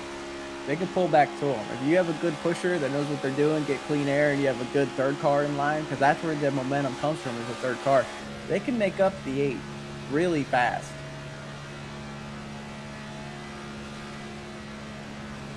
And out in front, Boyd leading things still.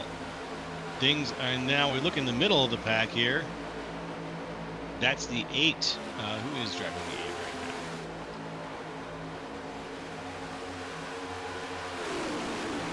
I think you want to keep your eyes out for too. We're getting into that point where you know, some of these guys a little bit further back are going to start getting antsy. You know, they want a caution. They want something to bring them closer to the field. They don't want to lose a lap here in this pit sequence.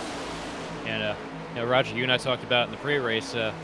There's ways to make an incident at Daytona look like an accident to kind of secure yourself to not lose a lap. And there's always that one guy in a field of 40 that isn't necessarily afraid to pull that trigger, especially for a Daytona 500. Yeah, I mean, it's his top split, right? These guys know what they're doing. I mean, I think the lowest car in here is a mid 5K. Like, that's experience. That's time on sim. They know the aero packages. They know how these cars work, and they can make an incident look like an incident. I mean, I wouldn't be surprised to see it happen. Especially, I'm looking at that second pack, and that pushing car is the one coming off the bottom and getting air, and that's not what you want to do. I mean, they're losing time a lot. I mean, they're not gaining anything. What they need to do is re-strategize, refile. Trent Dinkel's in that group. If I were them and I'm listening, I'd put Dinkel as the pusher because he knows what he's doing. You definitely need somebody that's really good at the craft. Be that push car and that lead car. Somebody's got something fast that you know it's going to be competitive. And yeah, I'd say Dinkel would be the guy for that. Yeah, because you see here as we watch, he's up. That's slowing him down. That's creating a side draft. You don't want to push on the right side. You want to get air on the left. The lead car should be coming off the bottom, and the pusher should be staying on the bottom. It's not the smart way to do it. More ADHD wavelength here. I thought that Evernham 9 font is something that you're pretty fond of, eh, Roger? Yeah, I see those fonts a lot. Excited to see what numbers are chosen on the new cars. I'm pretty sure the fonts are going to be the same. Still be some announcements there, but IHRA is coming up, and that's going to be a fun time. Yeah, I've heard about that. Looks like you know, NASCAR might be getting a little bit of competition in the grassroots side of things. Yeah, I mean, a lot of car store guys are talking about it. The rules package is a little different, so they're not going to be able to run. But what's really exciting is Rockingham just got added. Rockingham is the season finale now. Memphis got moved up to, I believe, the beginning of August, so we'll be ending the season in Rockingham. And I'm excited to go to that track. I mean, I'm excited to go to a lot of these tracks that we're going to go to. Season starts here in a couple of months, and it's just going to be a blast. Tell you what, if anybody listening or in the crowd here has some kind of a poll with ISCA. Sorry, ISCA. Yeah. Wow, I'm an idiot. I just went back 2 years and discredited everything that I said as sounding smart. Anybody that has any poll with IHRA, try to get them to talk about maybe seeing what could be done about PPIR out there in Colorado. Pikes Peak International Raceway was a great facility that I think deserves a little more love and racing action.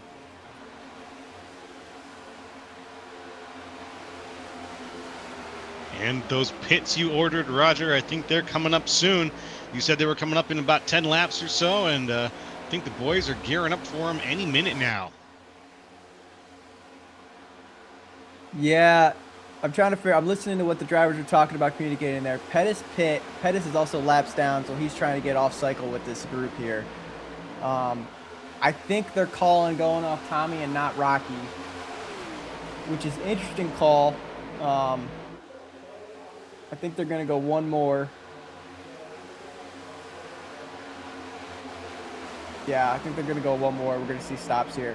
Now, what's really interesting about this is the pit road entrance got moved back around 200 feet. And for all these guys, the amount of laps we have, it's muscle memory on your brakes.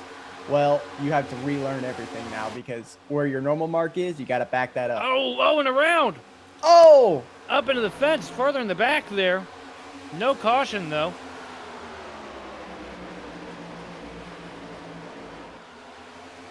That's unfortunate. You hate to see it.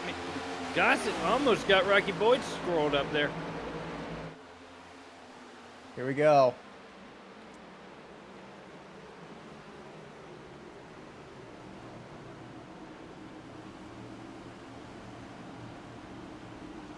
And now the pits have begun. This first pack of cars. Yeah, excellent work getting on the pit road here for this first pack. I think that was Eckert that got spun in the back. Looked like a 12 car. But we also have no short supply of those as well. Yeah. That's true. We got some blinking here. Yeah, Basin blinking. He's trying, man. He's been trying to fix that internet for like 6 months. Oh, man. A consistent issue for that long, that's got to be the worst when you're trying to get your career going in iRacing. Get them to call the FCC and file a complaint. I had to do that with mine about a year or two back. Darby was here for that. It was a lot of fun. I kept disconnecting from my calls. I think we've all had internet issues at one time on this service. In some way, shape, or form, yes, sir. Oh, come on, Sean. You're going to have to push them. They got to get back to that pack. File a FCC complaint on that deal, though, and they'll, once the feds show up and tell them they got to fix their stuff, they fix it. See the second pack of cars on pit road here, filling up, getting some tires. Being in charge of what was the lead pack right now. Yeah, and I like the communication out of Levine. They're talking about doing the swap, which is kind of IndyCar strategy, where you take turns leading, and you're basically doing the same amount of fuel. So you're around 40 laps of fuel here. So 20 laps leading, 20 laps following. I think that's smart. It maximizes what you need to do. Definitely a great idea. I mean, you're looking at two very talented veterans of the service here up the front of the pack right now with Levine and Gossett, two drivers with, I don't think we can really count as high as they've won on these super speedways. Yeah, I mean, that was impressive by Sean and Nolan. I mean, they were far back, and Sean pushed Nolan all the way. I don't know if the lead, they were dragging a little bit to try to let them back in, because, you know, more cars are stronger. But that was a big gap.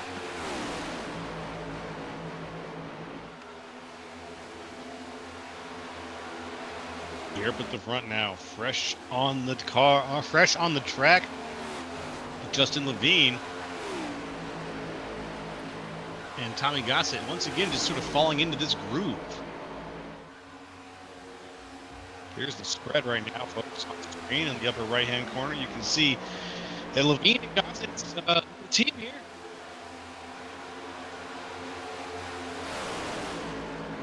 As you get a look at the track map here, and you see right there the orange we have circled. That is your lead pack.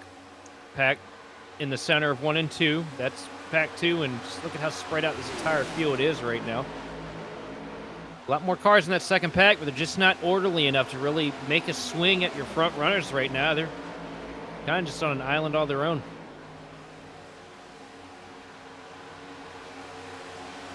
Yeah, I mean, like I said, it just depends. I mean, Basin's out front of that second pack. They're 13 seconds back. It's doable, but it's going to take a lot of work and a lot of fuel. That's right. Absolutely. And that means it's going to take a lot of strategy, too. And you can see which one of these teams has the strategies and which teams are coordinating with their with the cars around them, and which teams want to make it a little bit longer, a little bit further. It all goes, it all adds up, really, in the end. Every little bit. You know what? I got to give props to you guys. Great communication. Everyone working in that lead pack about the lap cars. They're all getting up. They're all moving down. A lot of people use lap cars as picks to break up their pack, to get people out that they don't want in there. But these guys are working really well together.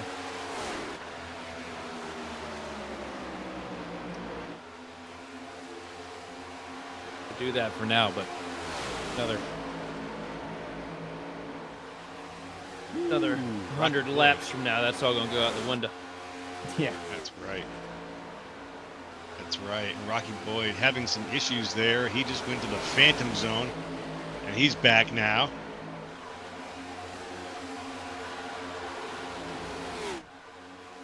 That's a rare sight. You don't see Rocky blink all that much.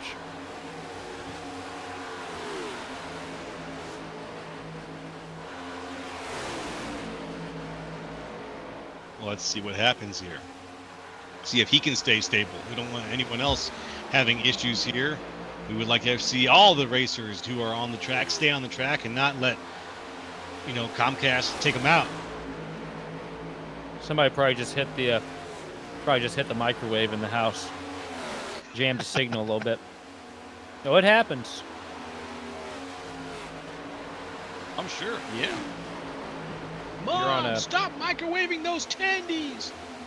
And that microwaves are big time. Microwaves will affect it. Yeah, if you're somehow still on 2.4 gigahertz for your signal, it'll definitely interfere with that if it's not shielded properly.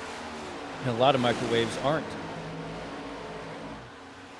I had a buddy that used to get disconnected from Gran Turismo lobbies back in the day, and he's having his sister wanted to go make a hot pocket. Wow. And he would scream in the voice chat at her. It was always fun. Oh, no. That's terrible. That's just terrible. As a lap car makes its way through the top group here, Justin Levine still holding things down with Tommy Gossett right behind. Things are looking pretty good up here at the front. I remember back in the barracks days for me, we had to use something called Go Wi-Fi.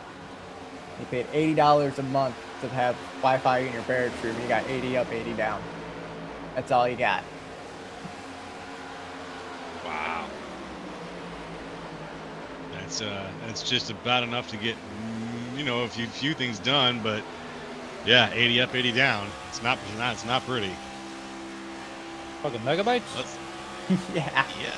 I just now got off of 2.4 megabytes. I don't want to hear anybody cry. Like in the last 2 years.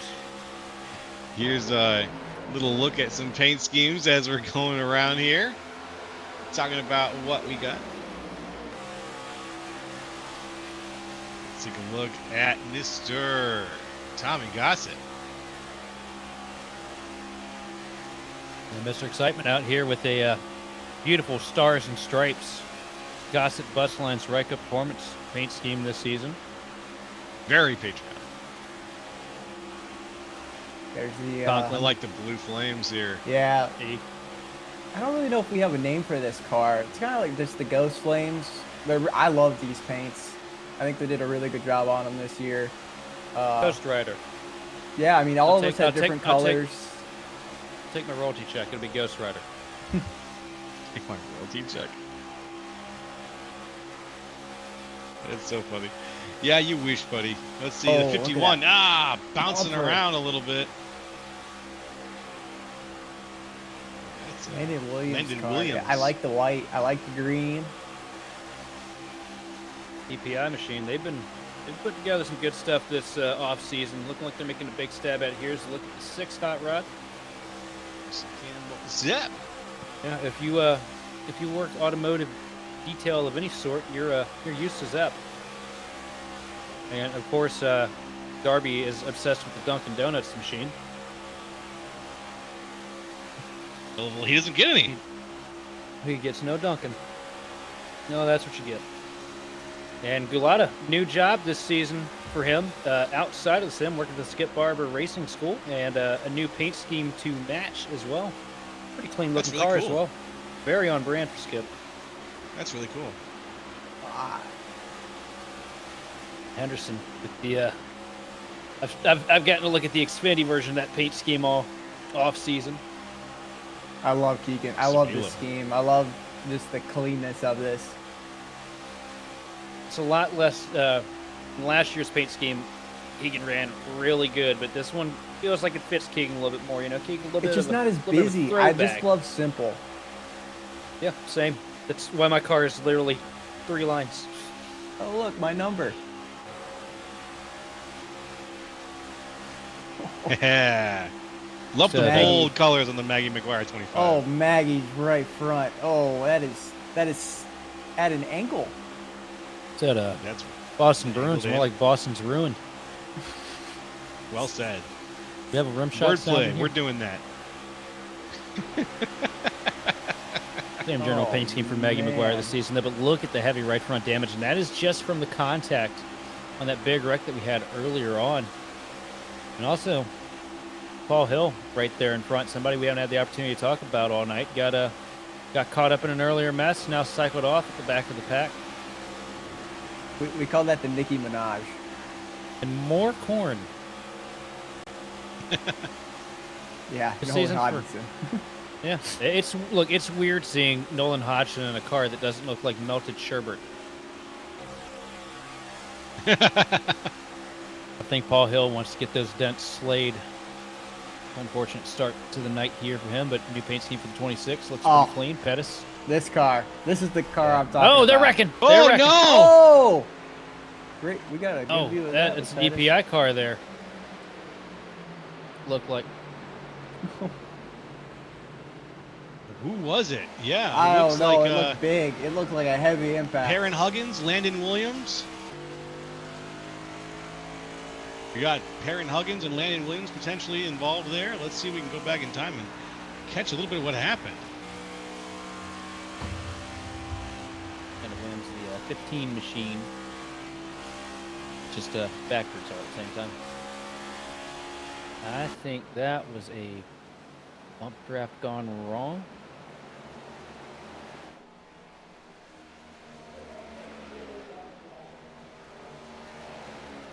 Yes, indeed.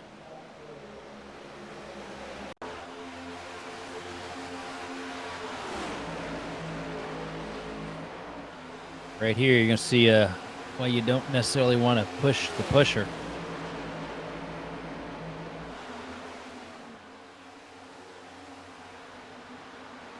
This is the 15 car, Darby.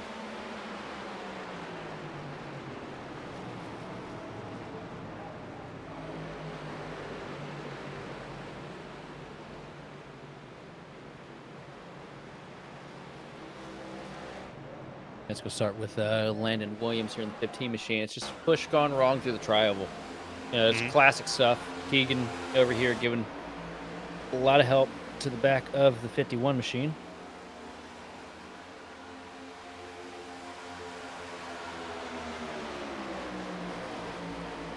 Maybe try on Keegan.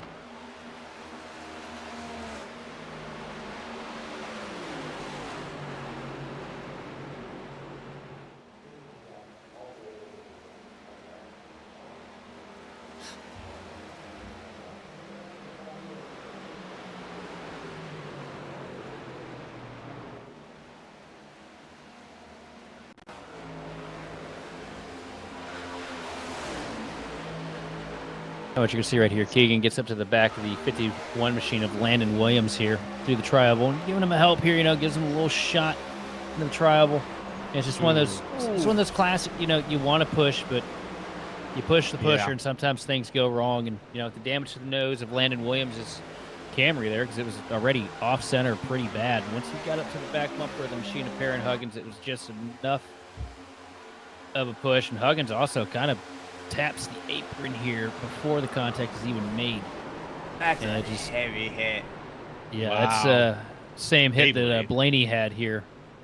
handful of years back. And that's one of those, if you're Huggins, you know, you blink 1 second, you're pointing in the right direction. Next thing you know, the wheel's trying to rip your arm off, and you know you're about to be very mad. Well, then we've also talked about how loose these cars are coming out of the corner. The tri-oval is a hard place to push anyways. It's really bumpy. And if you get that left side below the yellow, there's more bumps. So it's just game over. Tell you what, there's probably nobody in the field that feels worse right now other than Keegan Sabilo, because that's the last thing that he wanted to have a hand in any form. Hates to come out here and get caught in messes and potentially tear up cars, and I know he probably feels just about gutted after that. Not what he was trying to do by a long shot. Yeah, I mean, that's a man that'll message you if he thinks he did any wrong to you. He'd be like, hey, how do I improve? Like, what could I, like, he is so good about it. And you have to message him back and be like, hey, man, just got to shake this one off. It's still early. It's the first one of the year. Don't let that confidence get down. Because, I mean, this is a mental game. That's what sim racing is. And mostly it's mental. Absolute class act, Keegan Sabilo is. And a lot of big opportunities coming for him this year in real life as well. Dude, I see Nick. I can't. I see him. You see that? Oh, yeah, I see it. No. That'd be an interesting voice to have up in here tonight, wouldn't it, Darby? Oh. That's Old true. Nicholas Roman. He's probably in bed. He's an old man now. Oh, he can call us from bed. It's all right. He's got to get up at 3 a.m. Well, guys, I want to point out that we've crossed the halfway point in the Daytona 500. We're on lap 101. Oh, we're going to get done at like 1 o'clock. Oh, no, 'Cause no, here- my ADD kicked in there. No, Keegan, I do know that he is going to be running out late models this year out of his own shop. Yeah, 2 cars, right? I saw Yep. that. Yeah, he's been putting in a lot of work on a lot of things. That's the busiest 18-year-old I think I've ever met. Like, he is always planning like it feels like 6 years in advance at some points. Like, I was talking to him in the offseason, he was talking about plans for this year, and then like plans for next year and year after next. I'm like, dude, I don't even know what I'm doing tomorrow. Right? It's insane. No, Like yeah, I that- saw they're trying to field a second car. I mean, I started kind of followed him last year, and he's a good driver, man. Very smart, very calculated. Excited to All see around where it great. takes him. All around great kid. Very excited as well to see where he goes in this profession, because he's definitely been building up some pretty strong contacts throughout the years as well. But another one I'm really excited to see is the driver of that 54 machine, Sean Conklin, up there at the front. You know, he's making the stab for Road to Pro this year, and I feel like if anybody's poised to work their way in, it's going to be him. Yeah, a little rough Road to Pro start last night, but luckily there's one drop week. Oh, they got delayed. That was almost really bad. But yeah, the Road to Pro last night, you know, didn't go his way. The way the points work in this year, he's kind of mired back a little bit. But I'm excited to see it. I mean, that kid's got a lot of talent. He's One of calmed the- down. One of the most dominant drivers I think I've, you know, him and Garrett Maines are like the peak when it comes to this stage of A Open, NIS, what have you. You know, we saw Garrett absolutely dominate year before last. Sean basically running away with the season. It was every week. We knew that 54 machine was going to be up front and dominating. And it was more or less a battle for second place between yourself, Roger, and a handful of others. Yeah, I don't got the speed that kid had. I mean, his long run pace is just insane. I mean, I credit my talent to Nick and Jacob and all those guys for helping me out, teaching me a lot. I mean, Sean learned from Garrett. Sean learned a lot from Garrett. Sean learned a lot from Nick, from a lot of those guys. But he's just got that other level. I mean, he's just so good. And what makes him such a threat now is now he's patient. when he wasn't patient, it was dangerous. But now that he's patient, it's a different kind of dangerous. His biggest enemy, his entire career here on the sim, I have noticed, has been his own self and his own drive to try and get the win. And I'm scared. You tell me he's got that patience thing figured out now. It's gonna be lights out. I feel like this season for a lot of these guys. Yeah, I am a 10th place car, Nick. Thank you for that comment. I appreciate it. I know my worth. Yeah, I'm good for anywhere from 11th to 20th, depending on track. And there goes the pace car, guys. We're going to get things kicked off again here. Right now, I think it's Sean Conklin. It's Aaron Brunner out there right now on the first 2 rows. With Sean Conklin, with Matt Hollabaugh out there. No. Same mistake we saw to Keegan earlier. Sean gets a really big advantage here, and it doesn't look like he has much help behind him. Unless Tommy can get to him here. Tommy's going to try and push that inside line, and it's going to work out through 1 and 2 here for Sean Conklin. It's a 25 machine. But Matt Hollabaugh decides to stay in tow. Yeah, he got right up to him, didn't he? He got right up to Conklin, gave him a good push, and now he's staying tucked in there. Tommy Gossett's right behind. So Conklin's got help. He's got the help he needs to solidify his lead right now there on the inside row. And on the outside, Brunner is going to have to lead things with Michael Tucker. And the outside row is going to have to find their own help. Big wiggle. Bit of a wiggle there. That Chevy nose not working out so well on that outside line there. You almost saw that machine of Brunner get turned around into the fence with 3 and 4. I'm a little Keeps it nervous, back guys. down, though. We saw this before. Yeah. This is aggressive driving. Ken, if you're out of pep day, you might want to start reaching for the Toms because I think it's about to get dicey up here. I think he switched to tequila. That's not going to help. Let's start turning into Mr. Leahy over here. Awesome. I am the liquor, Andy. Before it gets torn up, you know, with the law of averages, if everybody have said anything nice about this evening, but I gotta say that 25 machine Aaron Brunner, I dig the paint scheme. Nice smoky Unique throwback. Brings back memories to the 3/4 scale Chevelle that Smoky Unique brought to the track in the heyday of NASCAR's era wars and cheating. Ooh, wow, quick snap out of Tommy Gossett. I think he got his front left almost below the line there just for a second, but he's still in control.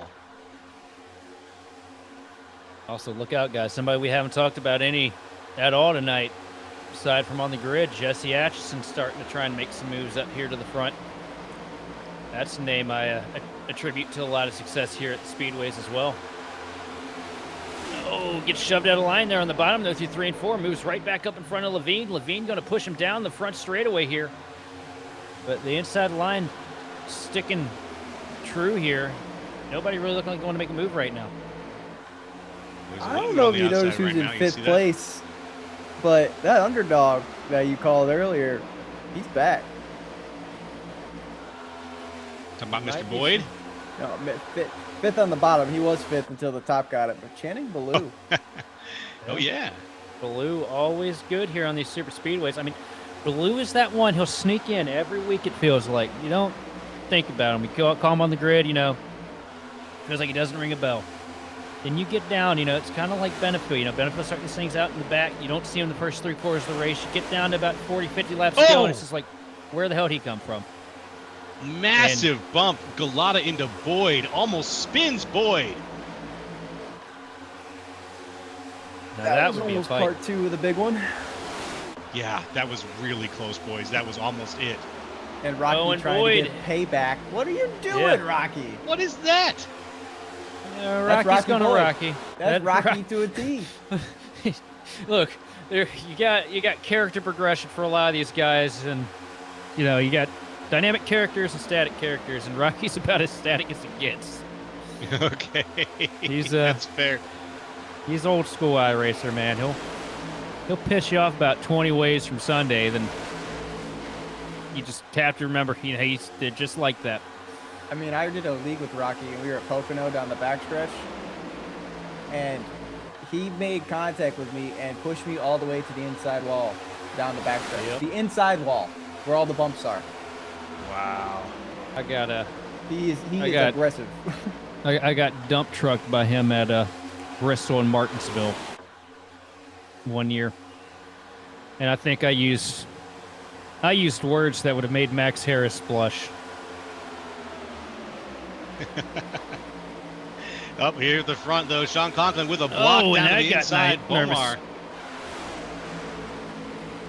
moves down to the inside, almost gets this pass, but Conklin goes down for the block. Can't get the block now. Bomar makes the pass on Conklin. Flying pass on the outside, takes Boyd with him. Boyd makes the pass on Conklin. Gossett makes the pass. And right now, the outside line has the speed. The inside line is trying to get back up to that speed into 1 and 2. But it looks like the top 4 cars right now are going to belong to the outside line, and down they come to close the door. And there's not a man in this field right now sweating harder than James Bomar. Rocky Boyd all over the bumper, aggressive shoves through the corner. Rocky trying to do just about anything he can to try and take this lead back away from these guys here. To get a good look off the rear deck of the EPI Dunkin' Donuts Camry.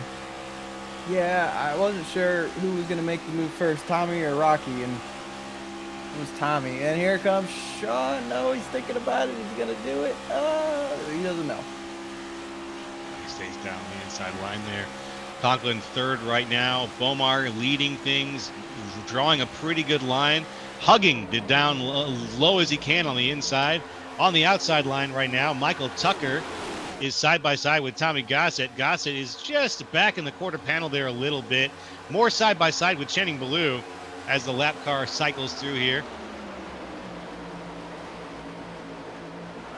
And Omar chases it all the way up the hill here through 3 and 4. Trying to cover Rocky Boyd. This guy's probably trying to break up off of that inside line a little bit here too. And Gossett shoveled them shoveling. out. Yeah, Gossett absolutely shoveling that 23 machine out of the line. He really did. Yeah, he got him out of the way really fast there.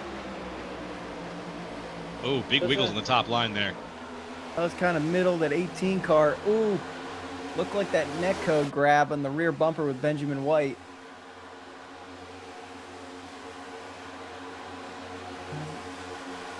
Comes Gossett back down to the bottom now. There he goes. Gossett down to the inside. He's side by side, making the pass on Bomar, nice and smooth. Bomar there on the outside, still leading things very close. Ooh, Brewers into the nose of Bomar. Brewers around, he's down to the inside. That's going to be hard. It's going to be a hard hit right there on the inside wall. Ouch. We're going to stay green, though, as Bomar and Gossett put it side by side again. Gossett maybe trying to close it, but he can't right now. Here comes Michael Tucker. Really unfortunate situation there. I felt we should take a moment of silence there because that was a hard hit to the inside wall for Brunner. I thought he alt-tab forward. Yeah. And he's going to stick with it. Not a quitter.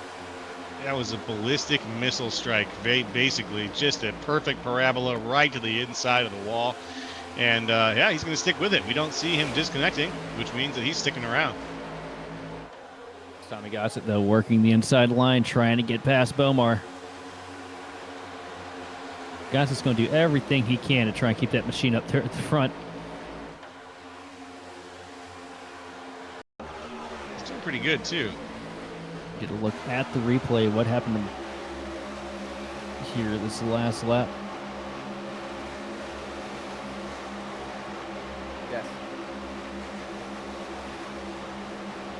Sorry, guys. Our producer dicked it. Richard did. Right. Okay, there's Boyd. And here comes Sean Conklin back into the mix. Making that push right now. Bringing Bomar out in front even further. Now the two of them are just a little ways in front of the inside line. Rocky Boyd still getting some help, but not enough. Who's going to be the first one to break down to the inside? It's going to be Wyatt Gray. Gray goes to the inside. He's on the quarter panel of Conklin, just barely. I think Bomar is going to try and stay with Conklin here as much as he can. That's a face here up at the front of the pack you can trust. You know, a lot of these guys up here. Oh, never mind. Oh, he took the words right. He heard you talking, man. He heard you talking and said bet, and then immediately switched lanes on you. He said you don't know shit. You don't. You're just here.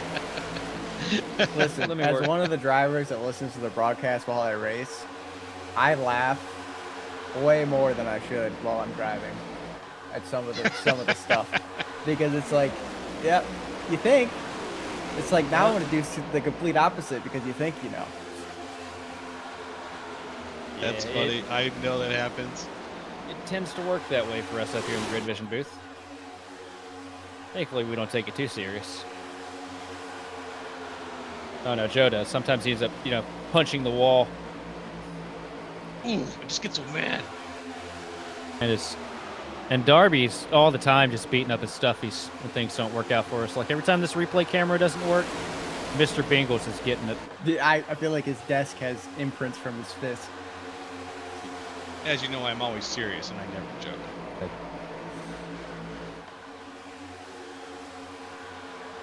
Bomar. I used to have a really bad issue with every time I get wrecked out of an NIS or something back when I was fresh on the sim back in like 18, 19. I'd chuck the headset every time.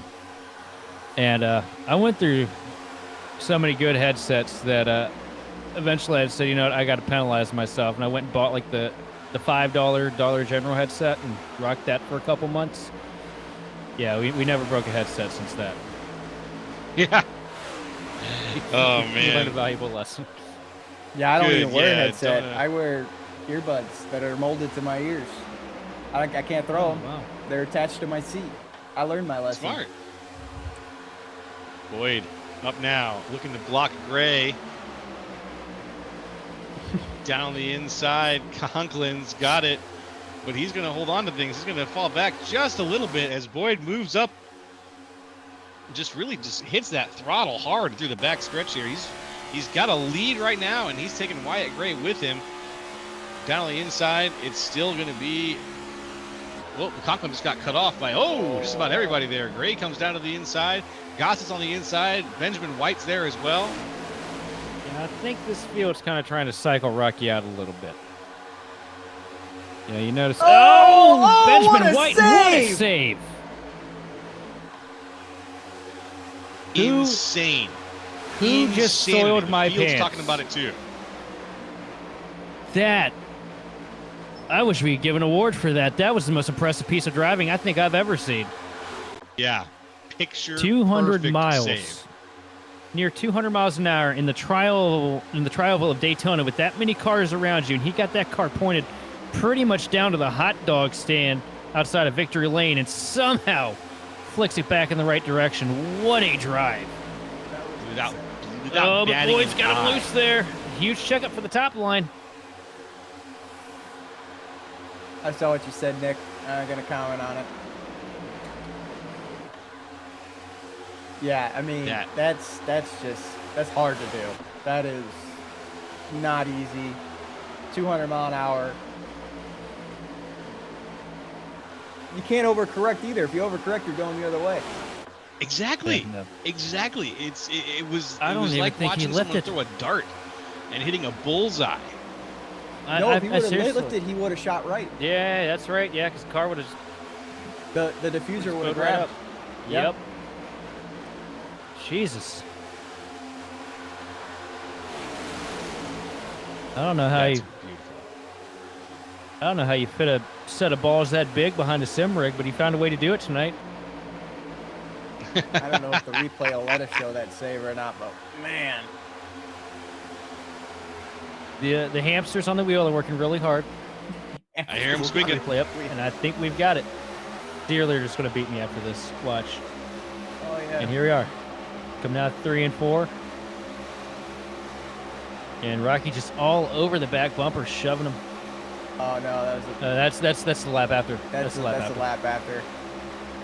We were close. One more time.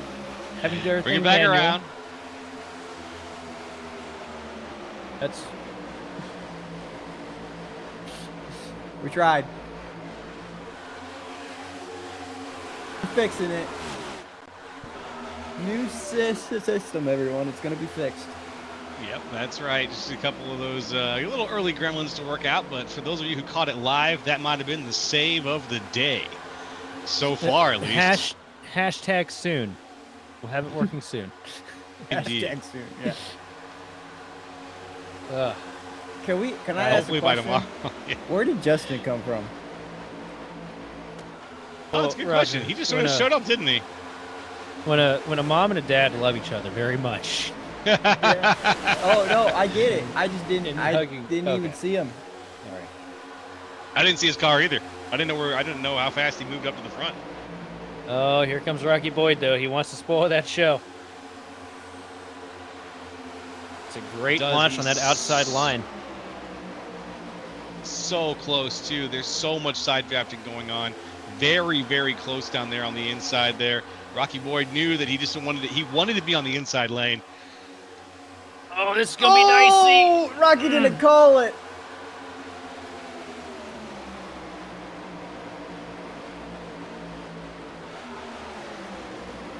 Oh. Just heard Sean Coughlin say, Rocky, that was nasty. Another thing that needs to be noted, how many cars has Wyatt Gray pushed to the lead of the night? That's a good question. Wyatt Gray has Like- been the pusher of the evening.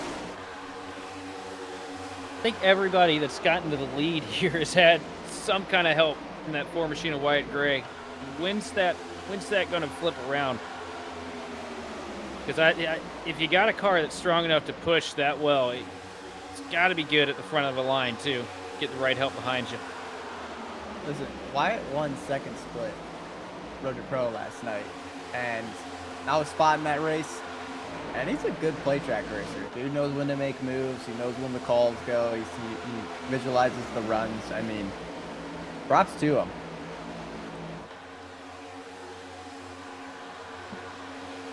Right now, Rocky Boyd leading things with Justin Levine. Oh, and a huge Boyd block moves to up. Wyatt Gray here.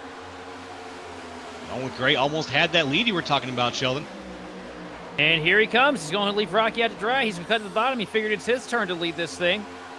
It's Daytona 500 after all. Rocky going to try and come down, pull a side draft. Sean Conklin going to give a push to the back of the 16 machine. And he's bringing Tommy Gossett with him, who's working his way back up through the field here. And now Rocky going to come down, try and cover that inside line at 3 and 4. I mean, he can just pretty much script it when it comes to him. Yeah. And I got a feeling eventually...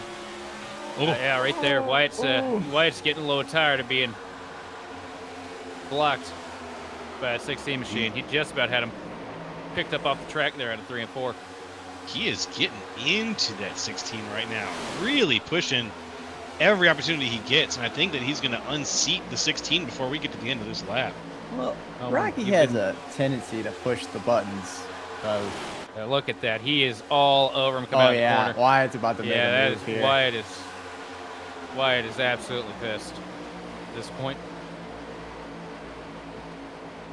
Oh, Rocky's blinking again. Big blink. Oh, they're gonna leave good him call out to by dry. Wyatt. Good call by Wyatt. See you later, Rocky. That's unfortunate. Justin going to leave Gray out to dry. Rocky's still invisible. Oh, Boyd still invisible, sliding into the cars behind him of Dinkle. At some point, I got a feeling that's going to police itself. Yeah. Well, we kind of hope it happens on the last lap. Yeah. I'll call it. I'll call it as it is.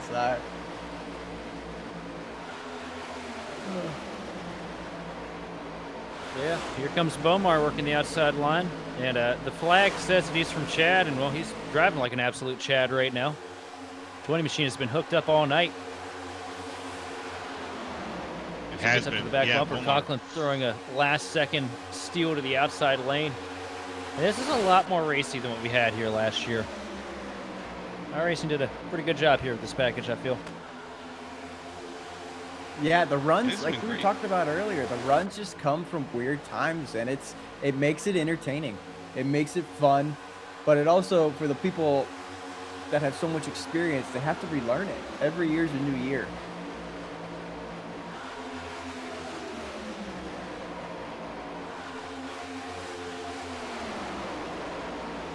Look at Sean I mean, you Conklin. think this is chaotic? Wait till Atlanta. Oh, no. That is going to be Omar. chaotic. It's very true. Omar getting shuffled out of the pack here. Unfortunate. He worked hard to get there. Now, out in front. Conklin leading things. He moves up to the top.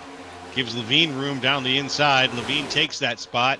He's just ahead of Wyatt Gray. Conklin at the top. He's ahead of Tommy Gossett. We are too wide all the way back until probably about 10th place there, folks.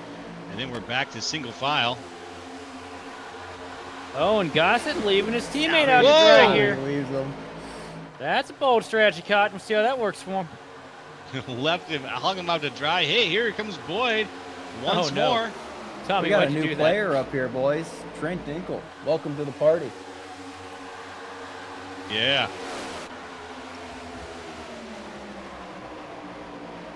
that? Dinkle trying to put something together here. Ooh. Rocky blinking as he gives the push to Sean Conklin.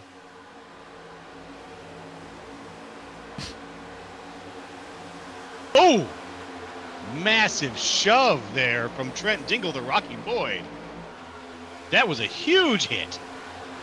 Yeah. He ain't playing around.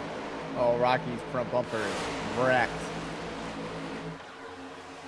Oh, heavy damage exactly to the nose of that 16 machine. That little shove there from Dinkle was enough to fold that thing back in. Yeah, it was. That was a hell of a shove, to be honest. That was a good hit. Yeah, put him right into the back of Conklin. Yeah, like I said earlier, we call that the Nicki Minaj. No air, no nothing. Hate to see it. And on the new, Yes, you do. the new Chevys, it's even worse. I'll say though, before things get ruined here for me saying nice things about it, I always get excited seeing Trent Dinkle run up here at the front. That 9 machine, synonymous with domination, be open. And a little bit of bias. I got to drive out of that group for a little bit. Oh, private label we got team, Wreck-It right? in the back, We and got the a Wreck-It in yellow's back. out. Oh, and a big stack up in the tri-oval.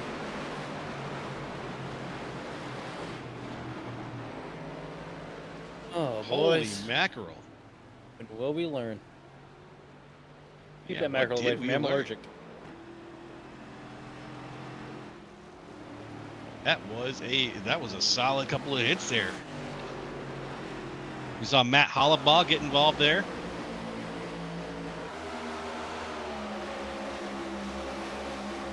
Let's see exactly what happened.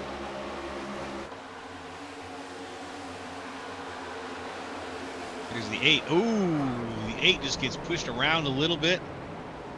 That's Why are we 8 pushing? just got pushed around a little bit and then just got folded. Why are we pushing that far back, that aggressive? In the tri-oval. That thing I was talking about earlier. Yeah. When you need to go fix something or maybe have a re-rack, Yep. get a little aggressive. Yep. And sometimes, sometimes it'll come back and bite you on the tail.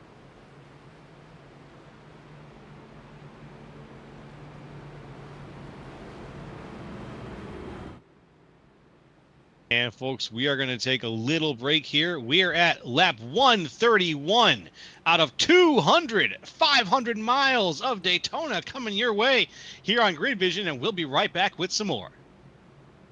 Racing isn't easy, but experiencing it is. iRacing puts you in the driver's seat with the industry's leading sim racing game. Drive on laser scan replicas of the greatest racing circuits from around the world. Go head to head against other drivers chosen by skill-based matchmaking to ensure competitive racing at every level. Compete across all your favorite series. In officially licensed cars, engineered to deliver the most accurate driving experience possible.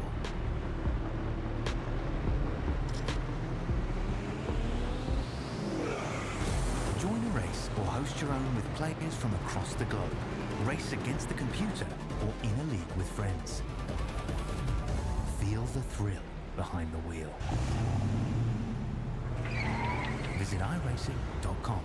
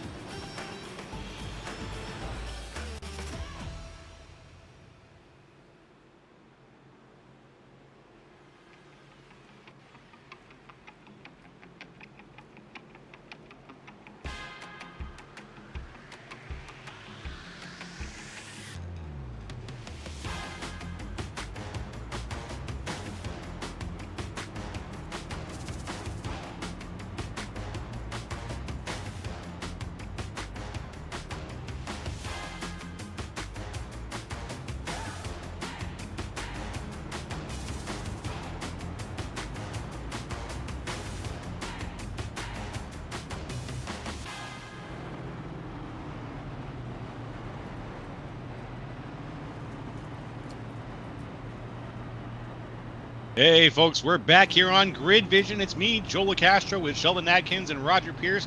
Awesome Derbyshire, our producer, and together we are going to bring you some more laps here from Daytona. We're on 133 out of 200 in the Daytona 500, the opening race here of the NASCAR iRacing Series. And as things have been going, we've had a couple of yellows here and there. And finally, they've caught up to us here in the hundreds. And with Sean Conklin and Tommy Gossett out in front right now, we're going to be getting ready to get things started yet again.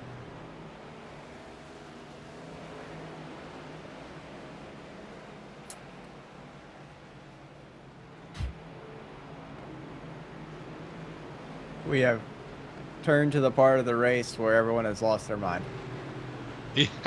Yeah, people are kind of starting to crack a little bit around the edges, I think. We're starting to see the carefully crafted cool heads that you try to put together at the beginning of the race. Yeah, they're starting to heat up a little bit. We don't try to put that together. We just don't talk. Yeah, just don't talk. That's fair. I understand that.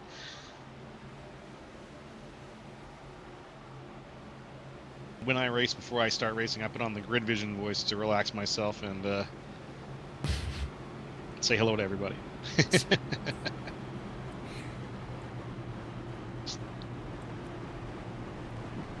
Oh. And we're going to be getting going again very soon, it looks like, because the lights are off on the pace car. They're still arguing about what happened. Yeah, they're still going back and forth about that's just the last situation that we had here. It's healthy. You got to work it out.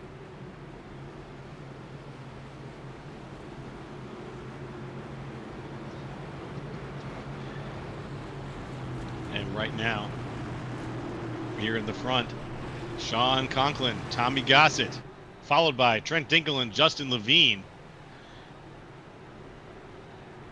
We're going to be getting things going here. There goes the pace car. Here we go. Here comes the restart zone. Any second now, that flag's going to wave. Green, green, green. We are green yet again. Here we go. They are still yelling. It's almost like we didn't even go green. Everyone's still on the last conversation, but it's, I think pretty soon people are going to start focusing back on the road here, because we've got too wide all the way down the field until about 12th or 14th place there.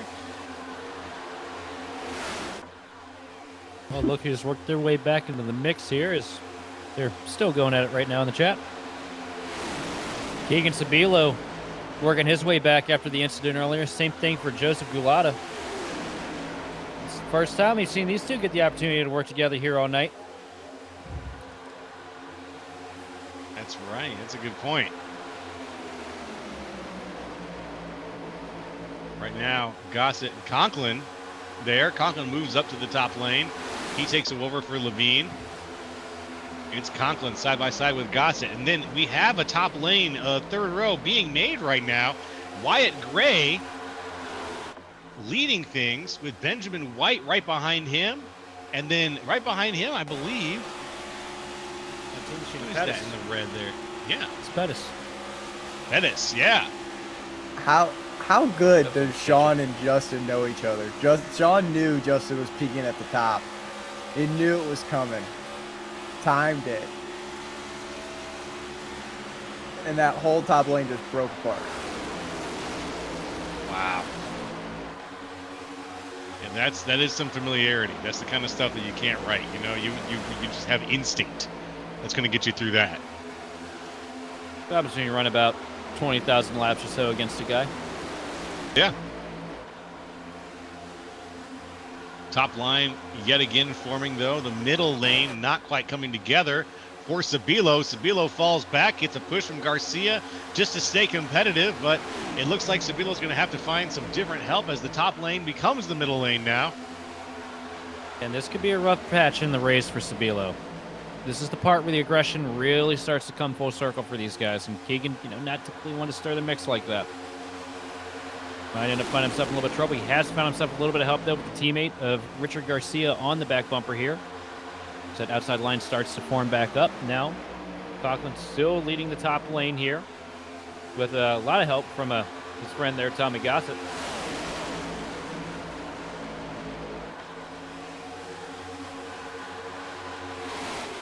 It has turned into a very chatty lobby. Yes, it is. Yes, it is.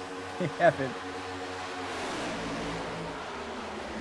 Yeah, when you talk this much, you kind of feel like another caution might be around the corner. Folks' brains are, turning to try to think of the next thing to say. Sometimes focus on the road might slip a little bit. We'll see.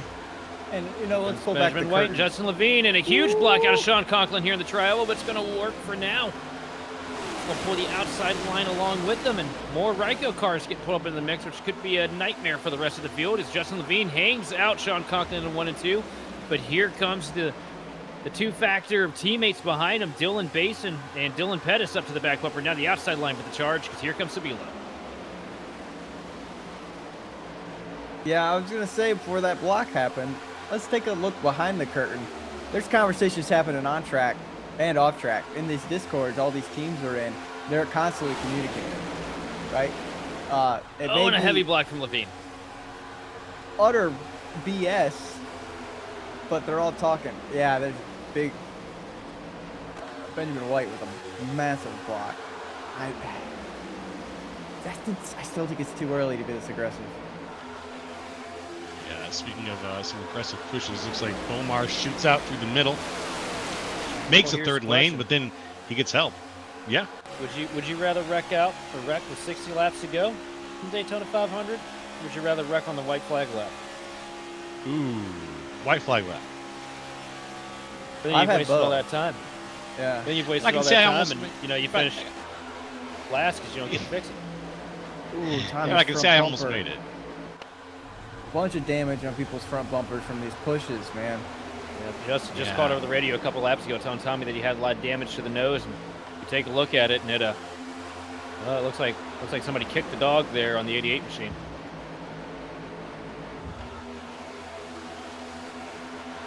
But he ain't gonna give up. It's Tommy.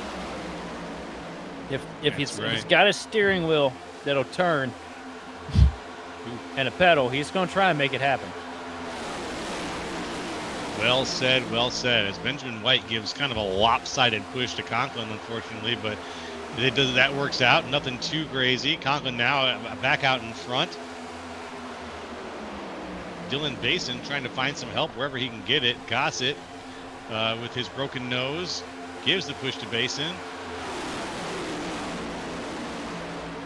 Trying to see if he can find some speed. Basin shoots high, puts up a third line. and is going to get followed. They're going to try to flush the 17 down the middle there. That's DiCarlo. A quiet night for DiCarlo. Not a lot of friends in the field here for him.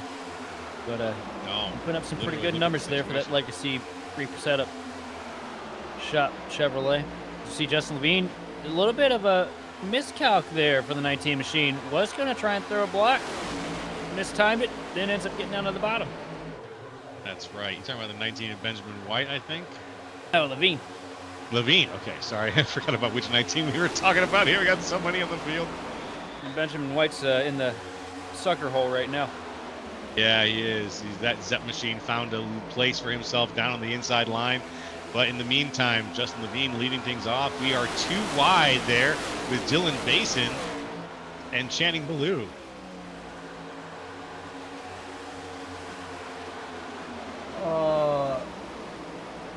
I'm gonna ask a question, and I'm a little nervous for the answer. Where's Rocky? Never mind. Oh. Never mind. 15. But don't count him out. That means he's going to be pissed, aggressive, and angsty at this point. That's right. A lot could happen still. A bunch of pushes there for Levine and Conklin. And it's going to be the top line right now with the speed. It's about to go a little bit faster now. Cutting down in the middle, try to make it 3 wide. Here comes Rocky Boyd helping the machine of Caden Diedrich. Remember, Caden's missing, he's out of tires, and that left front's critically low. Dude, that tire pops in a bad spot. Not a good time. He did say over the radio he's going to give everybody a show before this thing takes him out.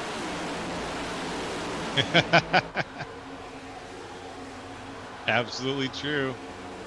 And, ooh, the accordion effect there as Basin pushes Conklin and Gossett pushes Basin. I'm with you, Roger. I'm worried about that tire. He's on the bottom. Yep.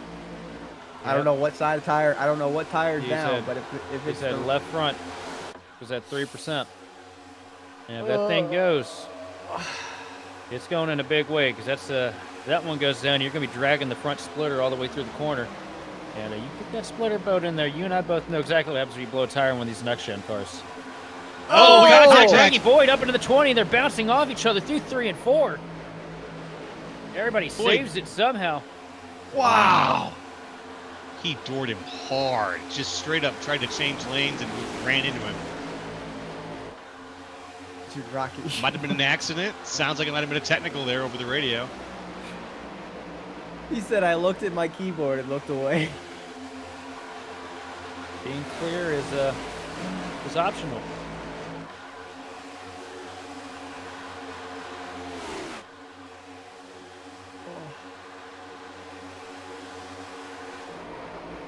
And we've got everybody back on the road. That heavy door had shuffled things around a little bit, but now things have calmed back down. Sean Conklin, Tommy Gossett, with Colby DiCarlo in third right now. Looking good right now, Colby DiCarlo. We haven't talked much about DiCarlo this race right now, but he's moving on up.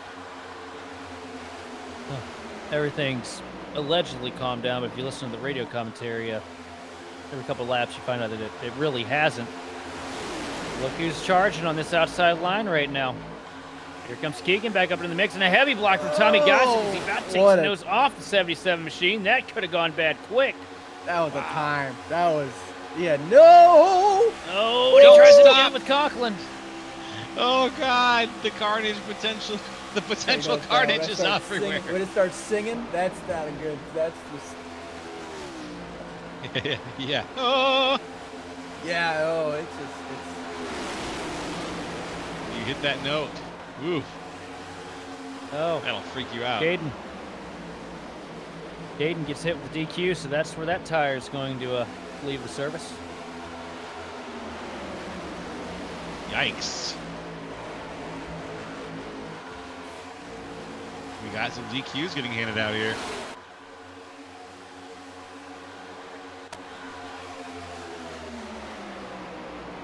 Oh, we got DQ. Yep.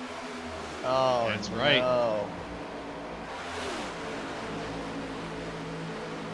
Caden Big Dietrich block by Basin. with the DQ.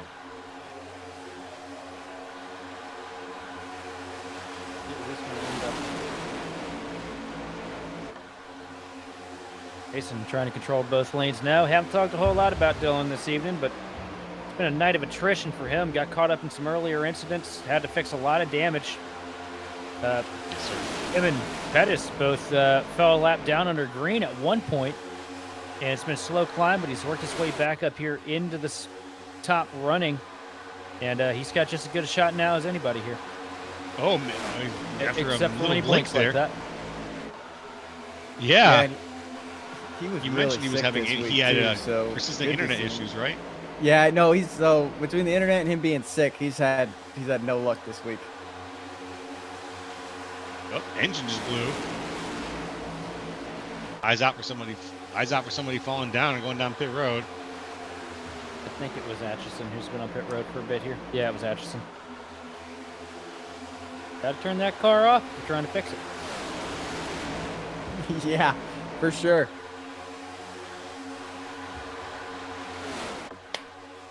That mistake at And back- Pocono one year. Back on the track, Bason's falling back. He's lost all that momentum somehow here after that blink. Now he's back in 13th. You blink once, they're going to cut you out. And we're also getting close to that pit window as well. So everybody kind of rolling with the punches right now. They know what they got. Starting to come up with a plan here to try and save a little bit of fuel to make it to the end of this thing. Yes, sir. I mean, I don't remember what last lap they pit on, but after 160, they can make it to the end. Last pit lap was 132.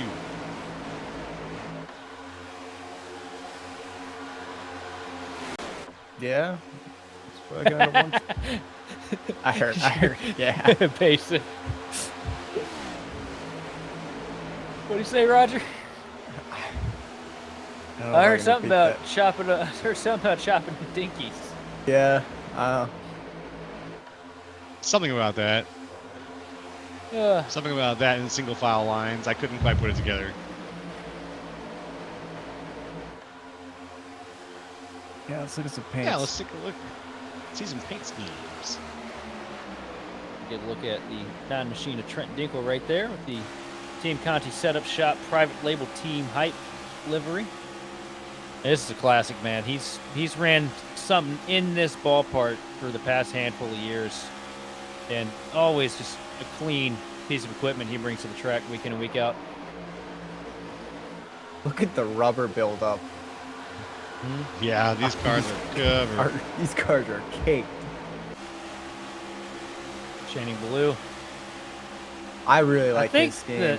I think these are the same colors from last year, aren't they? Yeah, he ran this orange and silver black combo. Yeah, orange, silver, and black always work. Oh, up in front, Rocky Boyd! Boyd gets out into the third row and immediately gets into the side of Conklin, recovers fast, but he's going to fall back a little further. That was a very aggressive push.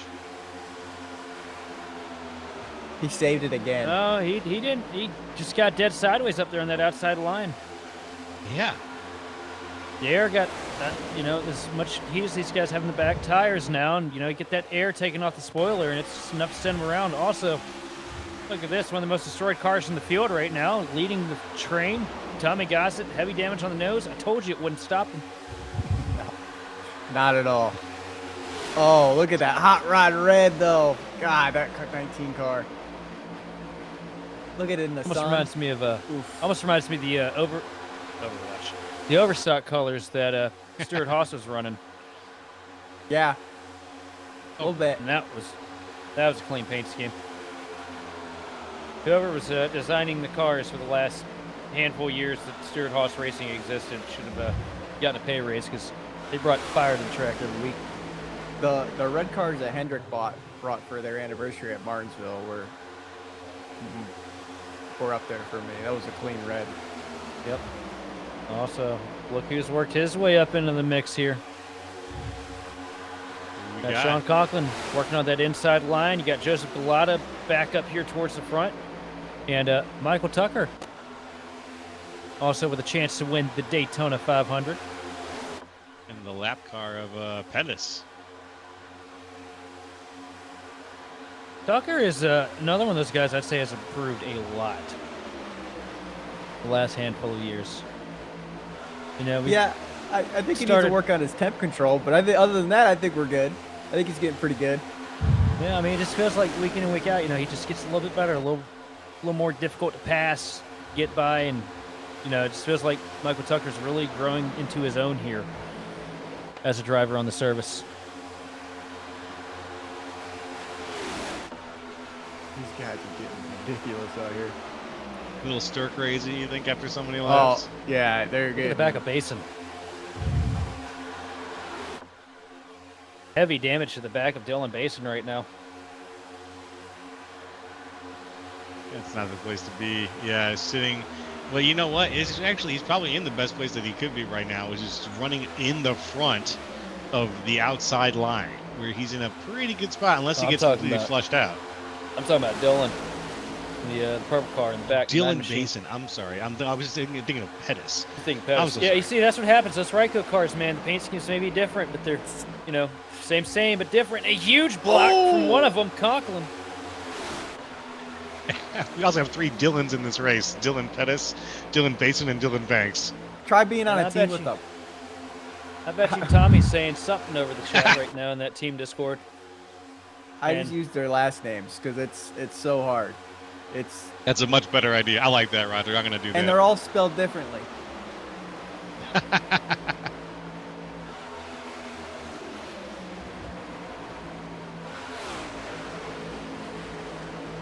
Well, then, yeah, it was Basin with the damage for sure. It's Pettis right now, who's up here rolling with the guys in the front. He's just out having fun. That's what he's doing. He's causing Exactly. chaos. He's causing chaos. It's the kind of behavior that I actually expect to see out of more lap cars, but don't, which is just, No. I'm at the front of the line. I'm just going to lead it. One thing that we need to do is maybe get Ken Byron on a Whoop, you know, one of those little heart rate monitors, and find some kind of a way to integrate those statistics into our coverage, and then just have, you know, an owner heart rate monitor. The owner heart rate monitor is hilarious. I bet you with that block a couple laps ago, that thing spiked for a good 2 minutes. Oh, he's laughing right now.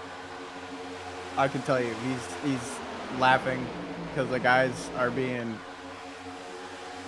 The one thing you learn about these guys when you race them for so long, and it doesn't matter. That was almost bad, and it was bad. Keegan almost gets turned around, saves it, but up the track, Levine catches the short end of the stick. And Justin keeps it straight. No yellow. Still green. Tommy Gossett, though, reaching out and taking responsibility for the situation. He says that's 100% on me, as the situation resolves itself to the dissatisfaction of just about everybody involved. No yellow. Here we go. We're just nice and spread out. Man, Keegan riled up. He just uses fighting words there. Did you hear it? Oh no, what'd he say? He said, "Oh man, come on." That's the most you'll get out of that kid. He'll get flustered, man, but come on. he's a master at biting his tongue. I love it. Him and Sean. I've only heard Sean swear once. It's rare. Yeah, I've never heard Keegan swear. He won't even say "damn it." He's going to make some big changes here, though. A lot of your heavy hitters not in the mix now. That's true. That's They're true. Now at the adjusting up front, we've got trying some to figure different out names. the best pushers. Look at this. They're trying to pull away. Yeah. In front of the field right now, it is a 4-car breakaway. Sean Conklin, Trent Dinkle, Dylan Pettis, and Joseph Gulata.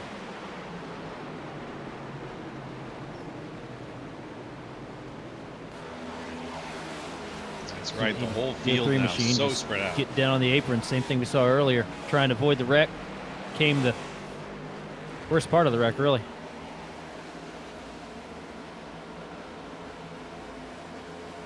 here comes that pack behind them. Oh, we're going to do a quick jump back in time, take another look at that crash. And look at the talent displayed there between Tucker and Levine. Both of those cars should have been absolutely up into the catch fence. Both drivers keep them pointing in the right direction. That was an insane save on all drivers there. Yeah. Yeah. Only one slide, and it wasn't down to the inside. It wasn't up the track. The trajectory was about as perfect as it could have been. And I think that's why we kept our green flag here. And, you know, Tommy Awesome. owned up to it. Tommy said, I went for the move. I thought I had it, and I wasn't clear. It's all on me. A couple years ago, he would have told the guy that he hit they were an idiot for being there. Tommy definitely turning a page as well in his sim racing career. He's definitely, I'd say, one of the most improved personalities on the sim in the past handful of years. It's been a lot of growth. We've all raced against each other for what feels like a million years at this point, and you know, everybody's gets a little bit better every year. Get those little spats every now and then, but Yeah, I mean, there's high percentage moves and there's low percentage moves. And everyone in here kind of knows their talent, knows what they can do. And, I mean, we've seen some crazy aggressive moves early on in this race of low percentage, and it's stuck. So everyone's kind of in that mood right now, in that zone. I mean, you saw how wild it got in the chat. Everybody was all goofy. Now they're back to serious. Single file, one pit stop, we can make it to the end. It's go time. oh yeah. Yeah. Well, I mean, Yeah. we're under 40 laps remaining for the biggest oval trophy in the service. You know, they may Yeah, not I actually mean- send you a real piece of hardware, but this is something that you're going to stick on a bio anytime you try to shop for a different team or something like that. That Daytona 500 win, or any of the big events, that's sitting next to your name, in some cases can all but ensure you get a good seat. Yeah, I mean, I haven't won the 500. I did, and I got DQ'd coming across the line, so that was heartbroken. I've got second at the Coke 600. I've got second at the Southern 500, and I've won the Indy 500 twice, or the Indy 400 back to back. And when you remember those stats, I mean, these are big events. iRacing broadcasts them, and iRacing doesn't do a lot of broadcasts on oval, so that just shows you how big of an event it is. I still sweat at night thinking about the two runner-ups I have here in the Daytona 500, and the one pit road mistake that I made that ended up putting me a half second back at a Brickyard 400 I dominated. Yeah, and the That Brickyard still wins. churns my guts. The Brickyard wins are kind of like Daytona, right? Like, if you're good at those tracks, you're gonna be good there. And I put those two wins on the highest for me. Like I said, back to back. I won it the year last year and the year before, and very two special wins. The one that's gut wrenching to me though is the 500. I mean, I was top split. I passed Garrett Maines on the top, and if anybody knows Garrett Maines, it's a good driver, and the netcode just happened, and it caused a DQ, and I mean, that's just the nature of the beast with iRacing. So you go for it. I mean, we're gonna try on Friday, I think, or maybe tomorrow. I'm not really sure yet, but I'm gonna attempt one of these and try to get me one. I wish you the best on that, brother. For me, it's the other way around though. The Daytona 500, real life, I'd take it in a heartbeat. I mean, I'd take anything, in a heartbeat. But here on iRacing, I know how much of a matter of luck it is. It's basically just a 200-mile-an-hour roulette wheel. It feels like a lot of years. That Brickyard 400 though, it weighs different because you got to have the car and set up the practice, the laps, and then just the skill to wheel the thing around. That place is so difficult. And it is, but it's so fun, and a lot of it's fuel game. And yeah, I'm gonna brag. I mean, I see the comment that when you win these big races, I mean, like you said, you put it in the bio, you put it in the profile, because when you're attached to these shops, the amount of hours and work that goes into this is absurd. Oh yeah, I'll play into it. I just read Benefield's comment, and it about sent me there. And now I can't drive a hot wedge up a snowman's ass. Adam Oh. Benefield. I love Adam, man. Such a great character. I gotta have a beer. That's beautiful. A beer with that man. That man's fun to race with. Oh yeah. Give you so much respect on the track. Just make sure you get out of the way when his tires have kicked in. When he's done saving tires, he'll wait for you, but he'll give you the horn every now and then. Up here at the front of the pack, though, it is Sean Conklin and Dylan Basin trying to form a Ryko lockout here, but they've got Bomar with the EPI colors right off the deck.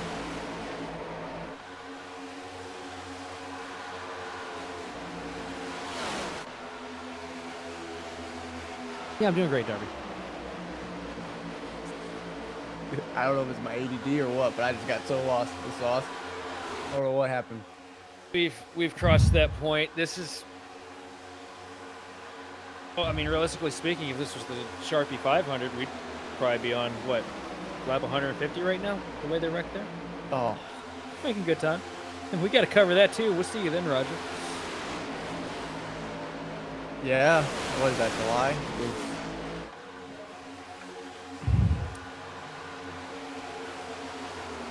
August, September? No, I don't moved think back, Bristol's didn't covered this year. I think we're back at Darlington. Oh yeah, I'll be running that one on Friday. I won't miss the Southern 500.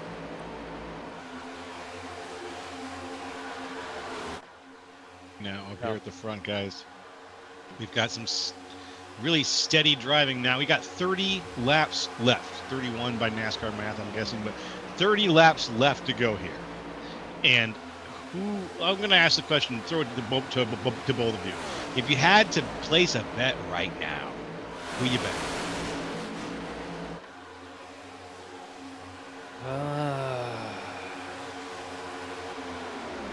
Hey, all right. Darby's betting on a caution. With how racy this package has been, I think I'm on.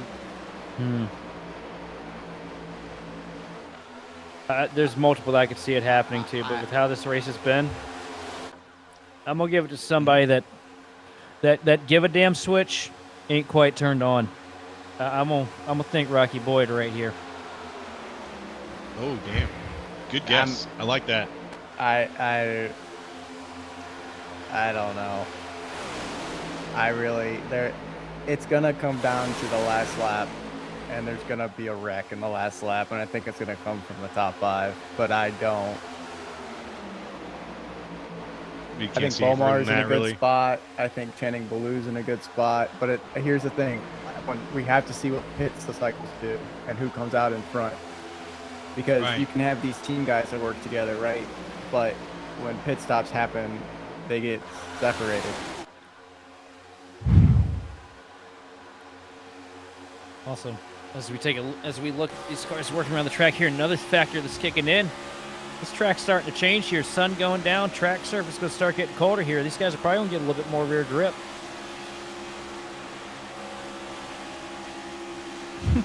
The weather works. As we look, hey, the weather works. Hey! Track temp currently 72 degrees. That's going to slowly start to creep its way down the more that sun gets pulled out of the equation. We even got metric. That's huge. What the fuck is a kilometer? I know it's not Eagle Screechers or washing machines. I don't know how to measure it.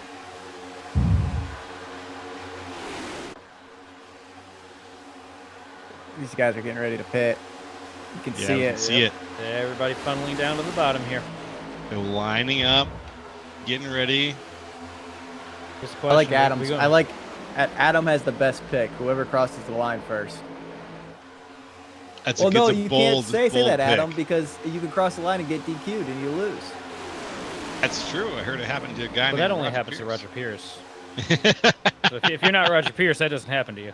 Garcia, pitting alone here. Setting up a unique strategy for himself, an off-tempo pit stop there. That's a he had to come in or else he wasn't going to make it around the next lap. Is what that was. Yeah. I'd Definitely. say he just signaled that he's going to have to take a pit here as well. This is Doesn't sound like anybody's going to try and go with him. They're pitting in here. It's gonna get real interesting. Oh, and Rocky Boy turns Trent Deagle around. And a huge couple cars around as well. Michael Tucker spinning the 19 machine of Pettis. Oh, Sean! Conklin's out of it, too. Conklin's around. Oh, my. Oh. The 20's around. And Conklin destroyed. Look at the right front toe link. Completely crabbed out. Wow. This is his pit stop. He has to back up. Oh, man. You hate to see Daytona. It. Let's hope it's not too much damage. It's a lot. That's a lot. It's the Daytona 450 for Sean Conklin right now. See the second pack come down. Sabilo leading the charge. The car is on pit road. A little bit dicey there. That was almost a wreck. You got to prime the brakes before you come into pit. Like, you got to. Yeah, you mentioned that earlier, Roger, and it looks like people did not take your advice. At the end of the day, it's people call this a game, but it's a simulator. Some aspects of this react like real life. There's a lot of changes you can make too here in the Open Series with brakes. You know, you can't really do that with other cars. But you know, you can play around with master cylinder sizes and stuff like that. I always run a really heavy brake package here at the super speedways for pit entry and wreck avoidance scenarios, because I feel like if you can just slam the thing down and it doesn't fully grab it, you're just hurting yourself. My favorite is when you practice your pit stops and you hit the brake and the nose turns. You're like, all right, well, I know I need to back it up there. Oh yeah, look at that, just coming in hot. Everyone's sliding. He just gasses up. Oh, nothing Sean could have done there. I swear Sean has some of the worst luck here at these super speedways. Always so fast, puts together such a good run, but it just doesn't seem to materialize. But look at this, the second pack, since they were so orderly. They have the advantage for right now. And Gray, we were talking about him, you know, being the helper all night, never having any help. But right now, he's leading. It's under 25 laps to go here in the Daytona 500. And they have 2.5 seconds on the second group, who are still kind of trying to get together. Pick up a lap car here that has some pace. I think they might be in a good spot, and they are picking up Dylan Basin right now. That's a car with a lot of pace. Yeah, if I'm Wyatt, I want to push Basin. And it looks like that's the exact strategy. White getting up to the back bumper of the machine of Dylan Basin.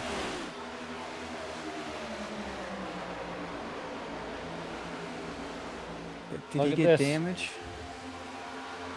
Here's the track map so you can see where everybody's at right now, with specifically eyes on the leaders here.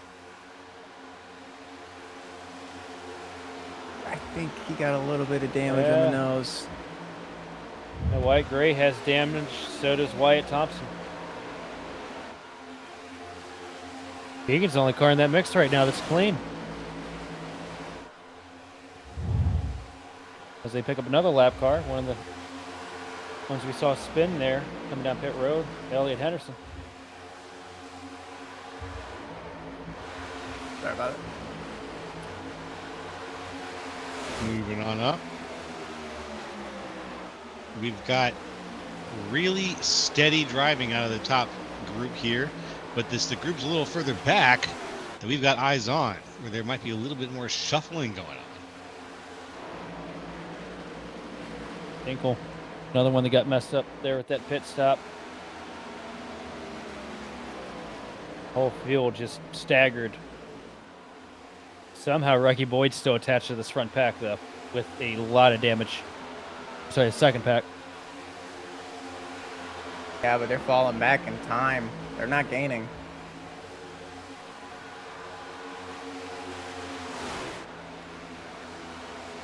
Oh, there they gained that lap. Got the Look at two this, Wyatts here out in front right now. They told White and Keegan to get out in front here. We got Thompson and Gray up at the front.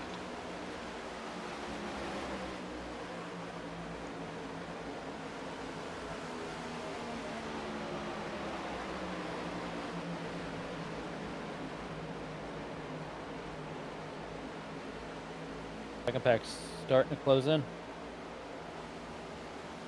And folks, here we are at lap 180 of 200, just 20 laps to go.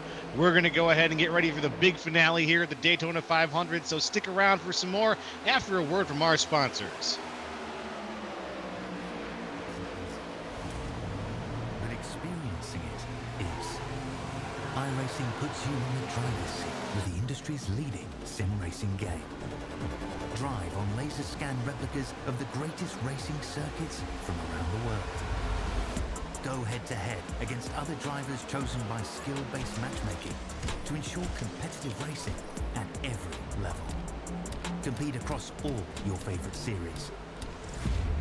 In officially licensed cars, engineered to deliver the most accurate driving experience possible.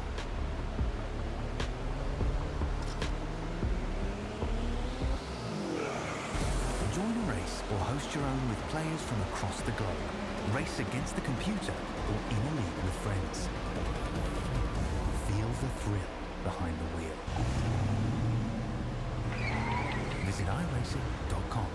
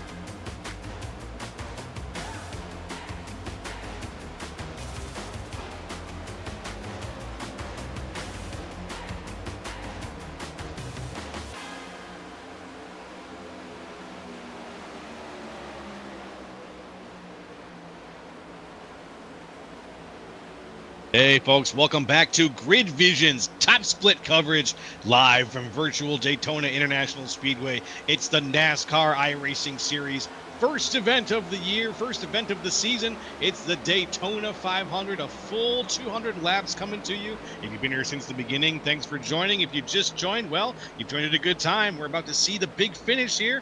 And who's we? Well, it's me, Joe, with Sheldon Atkins and Roger Pierce, Austin Derbyshire, our producer, bringing you the best iRacing coverage that we can produce. And here it is, folks, the last 14 laps out of the Daytona 500. And we've reached the golden hour here. Sun slipping down, lights will be coming on here before too long.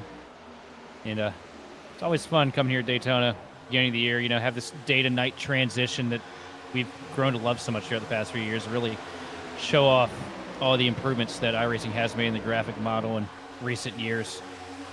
And costing us all a whole bunch of money, but got 15 laps to go for the biggest race of the season. The Super Bowl of NASCAR is coming to a close here, at least virtually. Currently got the outside line starting to form up. Here comes Bomar trying to get the job done.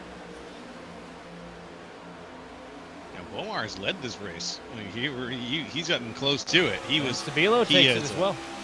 He's pushed very well during this race, all the way up to where he is. He's up 21 places right now.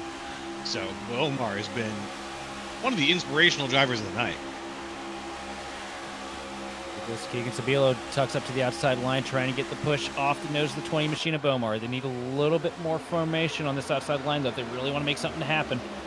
Going to have to start getting aggressive with these side drafts as well.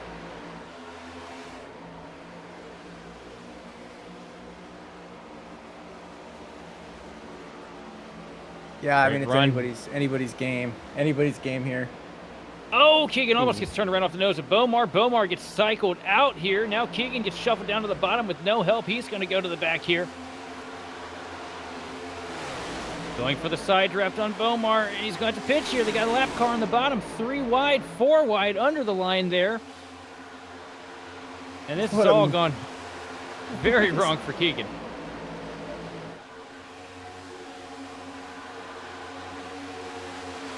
Here we go, the 70s, the two 77s side by side as we keep our eyes on the front here. James Bomar giving the big push from Ben White, with Rocky Boyd right behind. Yeah, I was going to say, take a peek who's back into third here. Also, Richard Garcia back up into the mix. P5 there for the 57 machine. It's been a hell or high water day for him from Daytona. And now, him and Keegan hooked up back together like they did in the league race a couple months ago.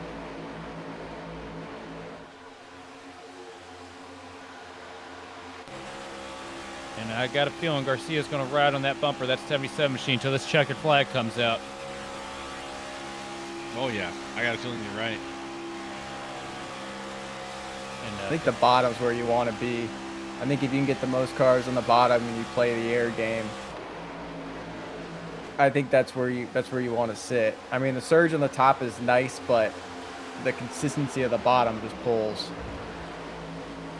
Yeah, there's not enough cars right now to really trust that top line to be viable for too long. Here comes Joseph Gulata trying to sling out and pick up a couple spots here. Doesn't want to be the, wants to maybe lock up that 1, 2, 3 for Bigfoot. You know, their first Daytona 500.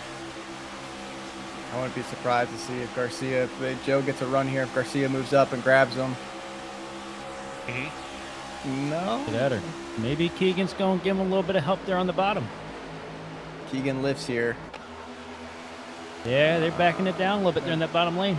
Yep. Here comes Garcia with another push, though, right back to the rear bumper. It's any man's race up here. You know, team orders tonight. Oh, and Bomar just about gets wrecked in the back. Oof. Look at how much Don't of a like to see that. breakaway Gulata has built here. Here comes Basin trying to peek up.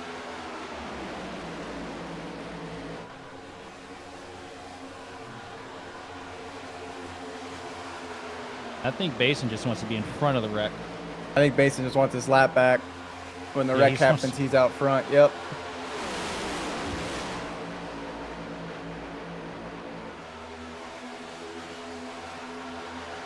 And now, out in front, we've got Joseph Gulata, Wyatt Thompson. Gulata and Thompson, the two out in front, but then 2 wide situation right behind them. Sabilo trying to make the outside line have a little bit of speed, but Basin is going to push forward and bring that outside line with him. The 23 following behind him. Boyd with the push to Hollabo.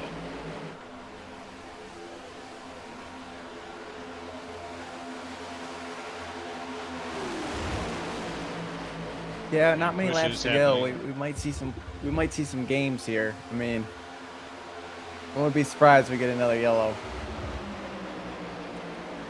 I agree, my friend. I agree. It feels like it's in the air. You know what I mean?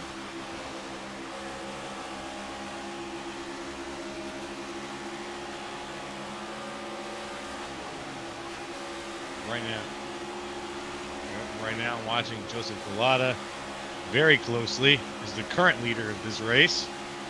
Oh! Wyatt Thompson just about spun Gulata. Got into the rear there.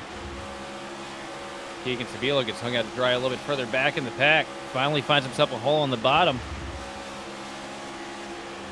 Not quite working out here in the closing stages how he was hoping it would. Up at the front of the pack, it's Gulata. You got Wyatt Thompson, Dylan Basin, lap car sitting there in the middle, followed by Matt Hollabaugh, another lap machine in the mix.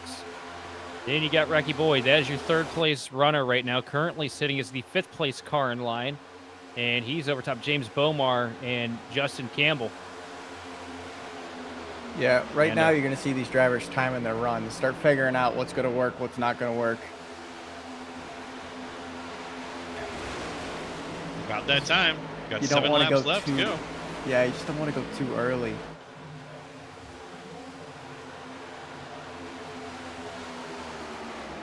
Ian Sabilo going to try and be the lone man up top, try and make something happen. Not working out, though. Waiting now to get picked up by the machine of Elliott Henderson, who is also lapped down. Such a mixed bag of cars here. Keegan tucks back down to the bottom. We are still single file here. Right now, there's a million different plans going through each one of these drivers' head. Anybody that's friends with anybody up here in this front pack is trying to work out some kind of a strategy, some kind of a play to make a move for the front. And you're going to see all that come out with about a lap and a half to go. That's right. Buck 94. 7 to go up there on the ticker, as you can see. Lap 194. Very, very good race, folks. It's been an exciting one, as you can see. So far, we've had ups, we've had downs, we've had a lot of wrecks. And, well, we had some almost wrecks that resulted in the field kind of getting spread out a little bit here towards the end. This is the second time this has really happened, though. We had a similar situation earlier on in this race where we had a big almost yellow that resulted in the whole field getting very split up as it is right now. We did have another yellow after that, though. And this is the result of yet another accident that did not get a yellow flag thrown. So we've had this happen at least two times. Oh, Basin gets scrolled up there. Slides way up the hill through 3 and 4.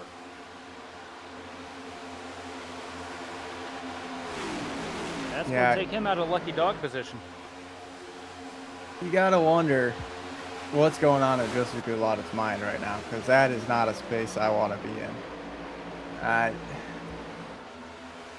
That's a tough position to keep for these laps. Yeah. There's one driver that I think in this field that can handle the pressure of the entire field breathing down his neck. It's Gulata. He's never been one that's afraid of adversity.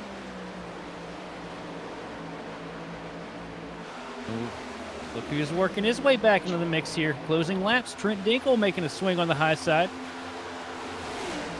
With the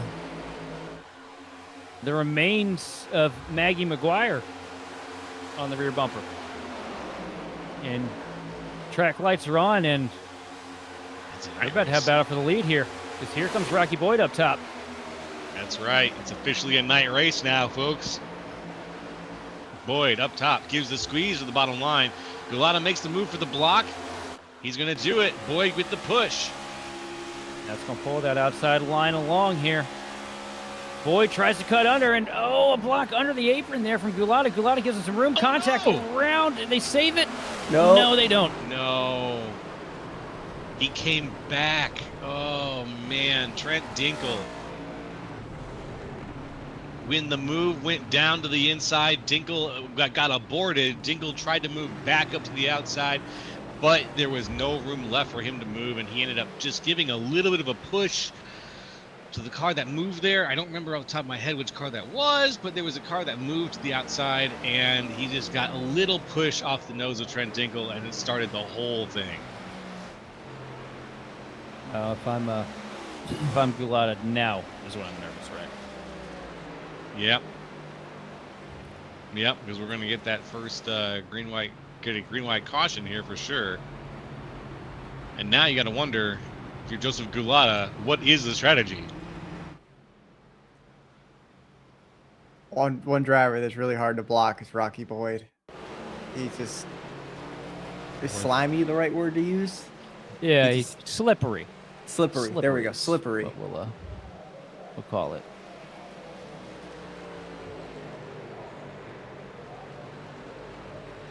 Rocky Boyd would absolutely wreck his own mom for a 2 a.m. be open split. So imagine what he'd do for for a Daytona 500 win here on prime time. And I don't blame him. I'd do the same thing. These wins on iRacing, man, it's not as easy as it was back in the day. Everybody's way better. See right there, Keegan gets up in the back bumper, the 20 machine right there at the wrong time. Like that, Sabilo's Daytona 500 dreams are at a close here. Dreams are at a close, and they are winding down here at Daytona. We have people pit. We have people not pit. Okay. Oh, yeah, Gulada's on pit road right now. Your race leader. Rocky Boyd stays out. So does Trent Dinkle, Maggie McGuire. Go on a limb here and assume that Gulada did not put in enough fuel to make it to the end. Yeah, might have needed this checkup. This top up here. He was only in the pit lane. He was only in the pits for about 3 seconds. Yeah, fueled it up and probably dropped the rear end of that car a little bit closer to the ground here to maybe pull a little bit of extra spoiler out of it to make a good stab at it. I don't know. Benjamin White's back up here. Benjamin White could definitely put something together here. That car has been bad fast all night. I mean, you think of guys that have been in the top 5 the most. I think of that 34 machine, and what a story it would be for him too. Last seed, or one of the last seeds here for this race, lower car number, walking out with a Daytona 500 win, all that I rating, and getting it done in the top split. Yeah, I mean, these green-white checkers, they're going to be rough. I wouldn't be surprised if we used all 3. Yeah, you would hate to see it, but let's keep our fingers crossed, boys. I hate to try to be the voice of optimism in these kind of situations, but I'm gonna say let's just keep our fingers crossed and hope that we can get around 1 lap clean, and at least get back to the line and get that white flag, so we can see this race wrap up with a proper big finish, rather than getting across all 3 of those green white checkers there. I do look at who's in the lead right now, and we've Okay. seen crazy maneuver. Look, I'm not trying to make this a pile on Rocky Boyd tonight. All right, Rocky Boyd has done a great job. He's been incredibly aggressive all at the same time. But I don't see Rocky Boyd not trying to block everything, including the pace car, on this final restart. Yeah, a lot of blocks going to get thrown. It's true. And it's that kind of maneuver, those kind of maneuvers, or what brought out this exact green-white caution situation. So let's just hope that the blocks that do get thrown are clean ones. Well, let's see. Like you said, Roger, it's a very good chance we're going to be using at least 1 or 2, if not all 3 of these green-white checkers. I mean, I just know how these drivers are. I have a lot of experience with a lot of these guys on track, and yeah, it's go time, and everyone goes for every run they get, everything they can get to try to make position. I mean, it's not over until the last lap. There's a lot of moves that can be made. The air's really funky here. You grab a run from really weird spots and it generates, and it's going to be really interesting. I mean, I'm very, very interested to see how this ends up. Also got to look, too, at the nose end of that 16 machine of Rocky Boyd. You know, he's starting this thing off in the lead. He's going to be the first car to punch a hole in the air. You see all that damage to the nose, though. He's going to be at a serious disadvantage here on pace, because that is this is one of the most aero-dependent tracks on the service. And, some guys definitely make that work, get somebody working with you. But, Rocky, a man out here on his own tonight, and you couple in that damage on the nose, I feel like he's a sitting duck right now. There's 2 cars that are rolling up into the field right now that said this isn't over. And that's Justin Levine and Tommy Gossett.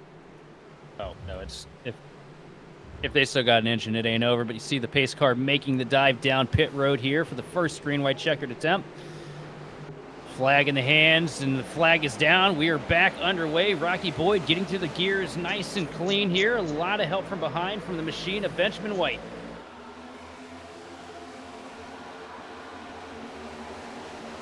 Outside line just pretty much deteriorating. Here comes Gulata sending it up to the top, though, trying to get to Dinkle. Ooh, here comes some moves to the outside, maybe. Benjamin White's going to follow wide. Boyd. Gossett, contact there, bouncing Four four wide. wide now. Gulata sending it up to the fence. 4 wide at Daytona does not work, guys. Tommy to the And here bottom. comes Boyd back down to the bottom now. Toss it now to the back bumper of Rocky Boyd. Out of turn 4, squirrels him up a little bit. Boyd saves it somehow. And now the top line trying to build a surge. Here comes Maggie McGuire closing up to the back bumper of Trent Dinkle and giving a shot to Benjamin White. White trying to get it done. White flag is in the air. Next flag will win the race. You got it. And with Boyd out in front, Benjamin White next to him. We got 2 wide right now going into 1 and 2 around here to bring the Daytona 500 to a close here. White out by a nose. He's got some speed on the top line, and it looks like it's going to be a battle between the two of them. But if Dinkle can get out there and close the door, it might be a completely different story. And here comes the Bigfoot cars working all the way up against the fence here through 3 and 4, led by Paul Hill. Joseph Gulata giving a shove to his teammate, but the momentum stalls out here. Benjamin White now taking over the lead. Rocky Boyd around into the apron. And to the start-finish line here for the final time, a heavy block. And it's going to be Benjamin White winning the Daytona 500. Wow. Well, we made it. We made it through, and Benjamin White wins it all here at Daytona. The 34th car on the entry list. It's such a clean race from him. Such a good run. Was in that top 5 all night long. Spent the first 3 quarters of this race being the pusher, and white flag comes out, gets the run, and has the help. Sometimes it just pays off to be the nice guy. I said it earlier, man. Sometimes it does. I said it It earlier. looks like it He did shows here. up. Yeah, he shows up at these tracks, and he's just so good. Could not have played it any better. Really couldn't have. And what a Very, finish. just a fantastic finish there for Benjamin White. Second place went to Trent Dinkle. Third place went to Tommy Gossett. But then you saw everybody else came flying across the line there. It was a madhouse, but it wasn't a madhouse until the very end. Everybody managed. We even went 4 wide, and everybody managed to keep things straight enough for us to get across the line, get that white flag, and then it was a straight-up battle between Benjamin White, Trent Dinkle, and Boyd, who fell out. Unfortunately, lost his pace there, his place on the inside. And yeah, you folks saw what happened. That was a heck of a race. What a Daytona 500. Yeah, and I think you saw it too. Boyd started blinking a lot on that last lap, and it just Yeah, he did. it kind of staggered that bottom line and caused it. But good job by everyone there. Yeah, And let's break. problem that Rocky ran into all night, unfortunately, wasn't able to really get any head on that. That's right. Well, Sheldon, your super duper fast guy of the race was Rocky Boyd, actually. Look, man, that pedal in the middle is optional with him. I guarantee he had that thing primed to the floor all night long from the drop of the green flag. Yeah, well, let's look at where he fell in the overall standings here. Benjamin White wins it. Trent Dinkle in second. Tommy Gossett third. Channing Ballou in fourth. Wyatt Gray in fifth. Justin Campbell sixth. Joseph Gulata seventh. Richard Garcia in eighth. Justin Levine in ninth. And Rocky Boyd in 10th. Bringing it home, and P11 is going to be Landon Williams, followed by Michael Tucker at 12th. 13th place going to Justin Krasinski with Wyatt Thompson in 14th. 15th place going to Keegan Stabilo, followed in 16th by the machine of Nolan Hodgson. The first car lap down even. Only 15 cars finishing on the lead lap here tonight. Pretty impressive for Daytona standards. 17th place going to Evan Say, followed by Matt Hollabaugh, James Bonemar, Dylan Basin, Paul Hill. Sorry, Dylan Basin running at the top 20, followed by Paul Hill. In 22nd, we have Maggie McGuire, followed with Zach Range, Elliott Henderson, Colby DiCarlo, Dylan Pettis, Sean Conklin in 27th, Dylan Banks 28th, Ethan Ecker 29th, and in 30th, Brian Holland. And to round things out, Caden Diedrich in 31st, then followed by Jesse Atchison, Aaron Brunner, Perrin Huggins, Tanner Love, Logan Helton, and Jake Millers. And what a wild night of racing, man. I mean, Unbelievable. Daytona, this package, Roger, this package delivered. I was expecting all winter. I've been expecting a single file train around the bottom because that's what we saw all year last year at the end of the season. And this was sick. I mean, yeah, it was just insane. I mean, I ran a lot of races this week to try to figure out the package, and coming into tonight, I knew it was going to be something of a race. Absolutely. And we're going to find out straight from the horse's mouths, as it were. We're going to talk to a few of the guys who finished that race. Let's start off with, you know what, Roger, I'm going to throw you onto the bus here, and I'm going to have you talk to third place's Tommy Gossett. How about that? All right, let's do it. Mr. Outlaw, right. Tommy Gossett, it's Roger in the booth. You got a copy? Oh, it's so great to hear your sweet voice. Oh, I missed you too. Hey, man, saw you coming out of the pits there. I said I saw you and Levine. It wasn't over. Talk me through that last lap.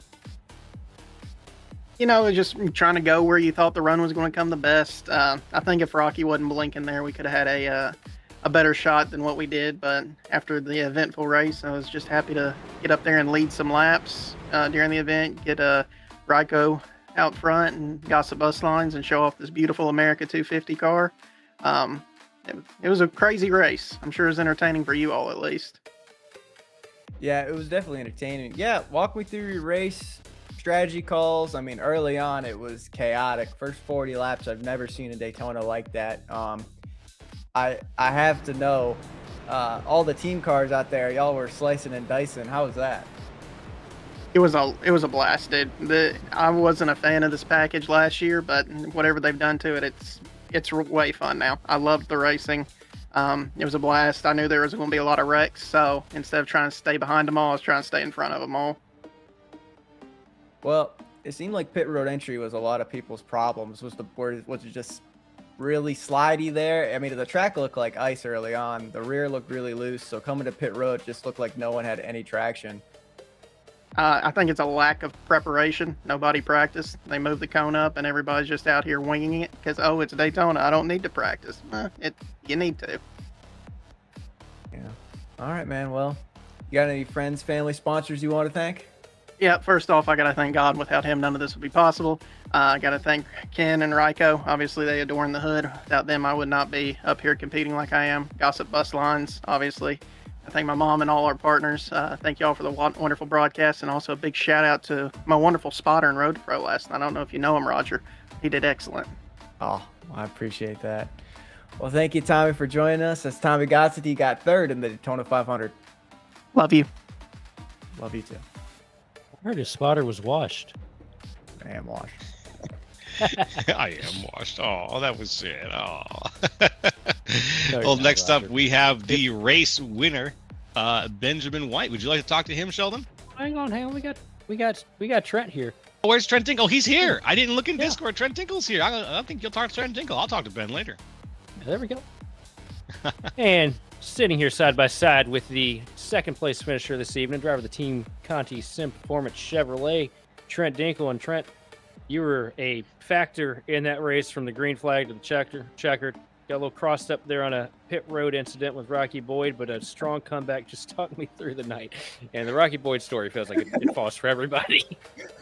Well, I mean, yeah, the race was pretty hectic at the beginning. I wasn't expecting, that much chaos. It seemed like we were slam drafting like 4 or 5 cars back, which was a little scary. So then I just kind of fell back and was riding, and then we had that caution that split the field up, or what wasn't a caution, I guess, and I was like 20 seconds back. And then I got lucky, and I think unfortunately that last caution was probably a little bit on me, just trying to not wreck Rocky. I think I ended up wrecking other people, so that's probably my bad. So, but yeah, it was a good finish. I was, I obviously want to win, but I wasn't going to do anything dirty to Benjamin to win it, so I'm happy with that. So walk me through that last lap. It was absolutely chaotic watching up here in the booth. I mean, there was a point where you guys were 4 wide Yeah. And I didn't think it was going to stick. It obviously didn't stick, probably for good reason. But just anything that you think you could have done just a little bit different, or anything you would have changed there coming to that checker flag. I mean, I think my only chance to win the race would have been to get low going into 3 and cut in front of Rocky, but like the iRacing spotter only called me clear for a second. Then it was, I was like, I thought about it. And by the time I thought about it, he was back there. So And do you want to make that move in front of Rocky? I know. Checker. I mean, I didn't do anything wrong to him the whole race, but I know that it's the 500, and people are gonna do what they gotta do. So I'm happy with finishing second versus the alternative. Well, what are the plans for you this season? Gonna continue whooping up on everybody in B Open, or are we expecting to see more of a car stint for you here with the NIS season coming up? I mean, the big car is still my baby, but next gen is like my other baby. So I'll probably be doing NIS. Always doing these broadcast races are fun. So, and hopefully the other NIS races won't take 3 hours. It'll be a little bit more fun. Toss me that B car notebook if you get a chance, because I'm getting tired of getting lapped in there by you. But hey, well, I've been struggling in that car, so I gotta figure it out myself again before we go trying to win another championship. But we're sure gonna try. I think the field's caught up to you, my friend. It's more competitive in there than I think I've ever seen it in the B series. Yes, it has. Over the off season, everybody has definitely leveled out, and it is a battle every single race now. So it'll be a fun season. Can't wait for that new build. But to round it all out, who do you want to thank and shout out for this podium finish? Definitely thanks to everybody at Team Conti. Conti obviously built a pretty fast-ass race car, so I know he put in, enough work for a super speedway car. So yeah, just big thanks to them over there. They've obviously helped me get to where I am right now, so happy with that. Well, congratulations on the podium, and don't forget to tell Tommy that I said hello. Been a long time since I spoke to him, but I'm gonna hand it. Do that. Yeah, be sure to bully him for me. But I'm gonna Do that hand too. it. Have a good night, man. Thanks for coming up here. Congratulations on the podium finish in the most chaotic Daytona 500 we've seen in years. Well, thank I'm you. gonna hand it back on over to old Joe LaCastro with our race winner, Benjamin White. Thank you, sir. And let's talk to Benjamin White. Hey, Benjamin, can you hear us up here in the booth? Yep, is my push to talk working? It's working great, my man. I can hear you loud and clear. And congratulations on that win. How you feeling after that? A Daytona 500 in the books. I mean, that's wonderful. This is honestly the first time that I've actually made it to the end of one of these without either A, being on the incident point limit, or B, with like a destroyed car. Like, for the most part, I was clean there at the end, minus a little bit of front end damage. I decided not to go down and fix it, and I was debating that before, obviously, the green-white checkered there, but hey, I can't say I made the wrong decision there. What a finish to that. Nice and clean. Yeah, what a finish. You stayed ahead of a lot of the stuff there. You had a great push from the inside line there right as we were coming through that lap, at that last lap there, and you managed to come out ahead. All race, though, we saw you just pretty much performing pretty well. What was the biggest challenge for you during this race? What do you think what was the biggest hump that you had to get over in order to get to the position that you were in to shoot for the first place? Well, I can't lie, I was actually struggling with being at least late in the run just because of, you're making the open setup go as fast as you damn possibly can. So it's like you're going to be right on the edge of handling at some points, especially late run. So late run, I was actually getting really loose, and I was scared to go up there and lead because you know how the clean air is and some of the aero stuff on this car nowadays. I wasn't going to go up front until I knew I had to. And so, honestly, that's how I played it. And we were lucky on that last cycle. I don't know if you noticed, but there was a lot of spacing just between the groups that pit because we had a couple guys that were spaced out and kind of on an island of their own And then I actually got ran into in pit road and lost my teammate, which was Wyatt Gray. He got shuffled there at the end, got damaged. So unfortunately, he couldn't get up there to fight for it. Oh. But yeah, like we were all kind of spaced out, and I did a good job there working with James Bomar to catch back up, and Rocky Boyd. Those guys worked well with me and kind of understood what moves I was trying to do and when. But yeah, just for the most part, I would say the hurdle I had to get over was definitely struggling with the handling, just because you're really trying to get these things to go as fast as you can. Yeah, that's very true. And looking ahead a little bit, are you excited for what's coming up in this season? Is this going to be the first of many wins for you, or how you feeling? So I really don't run a whole lot outside of plates. It's a skill issue, but I take pride in being what I feel like is above average on these plates.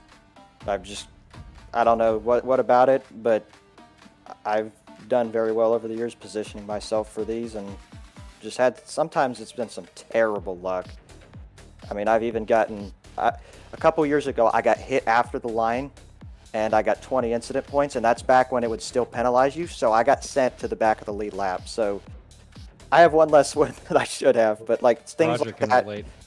yeah, Roger, You were in that race. and Roger. Yeah. No, I wasn't in it. No, but I saw it. I was watching it. I was like, what in the world just happened? And I'm like, holy cow, the 36 car or whatever you were won. Yeah. And then I got sad when Garrett Maines got like his 20th win. It's like, of course. Yeah. But anyway, yeah, so stuff like that's kind of been a hurdle over the years too, just trying to stack these. But anyway, stack these wins rather. But yeah.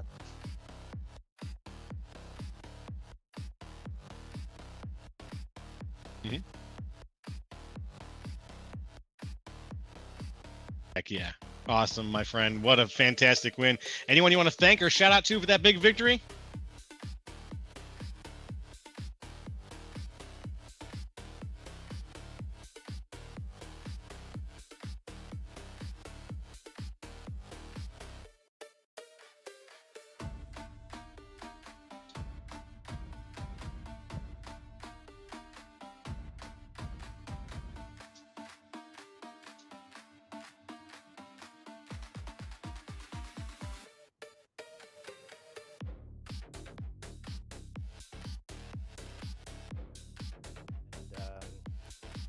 Wyatt Gray, who was my teammate for that.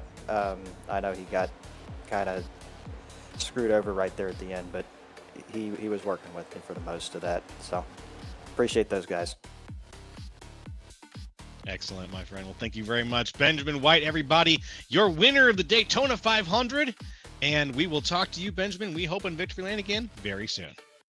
Appreciate it. Thank you guys as well for putting on the broadcast. Obviously, I've talked with Darby Shire a little bit just on our own, and it's like you guys put your time and your resources and everything into this, and what Darby's developed to even get this going is just wonderful. So I encourage anybody that is in the server that we're operating out of for these broadcasts and interviews and everything.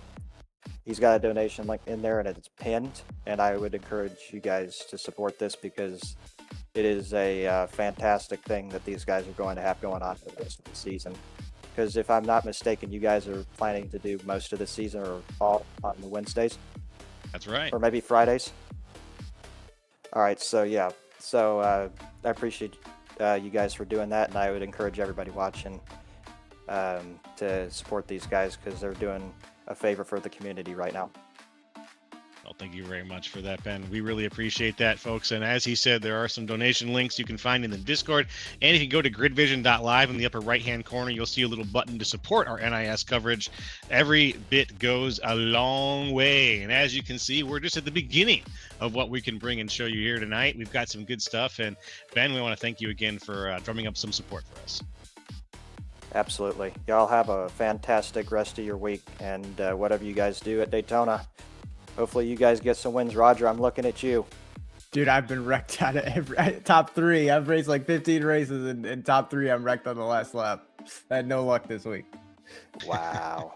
Well, I appreciate you guys. I'm going to go ahead and head out. But once again, All right. appreciate everything. All right. Thank you, my friend. Thank you very much. And that's going to bring the broadcast to a wrap here. Sheldon, you got any final thoughts? Yeah, sitting here looking at the result sheet post race, and officially Benjamin White scored as your winner. 114 I rating gain for him. So big points day. Most laps led tonight was Sean Conklin with, I believe I was looking at 51 laps for him. 52. And of course, fastest lap, Rocky Boyd with on lap 51, a 44.435. And what an exciting race we had here tonight at Daytona.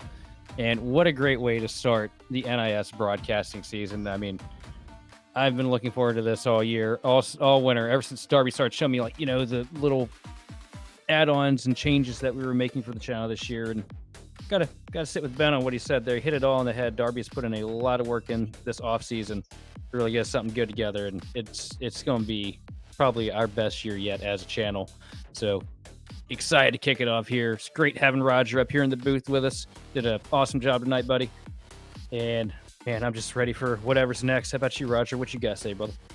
Yeah, man. I mean, I'm excited to join the Grid Vision family at the end of the day. Gonna be doing some double duty, you know, in the car broadcasting this year, and I'm super excited for it. It was a lot of fun, long race, long season. I mean, we have a lot to look forward to. I've been kind of shown some of the stuff that's coming up, and I'm excited. It's gonna be really fun.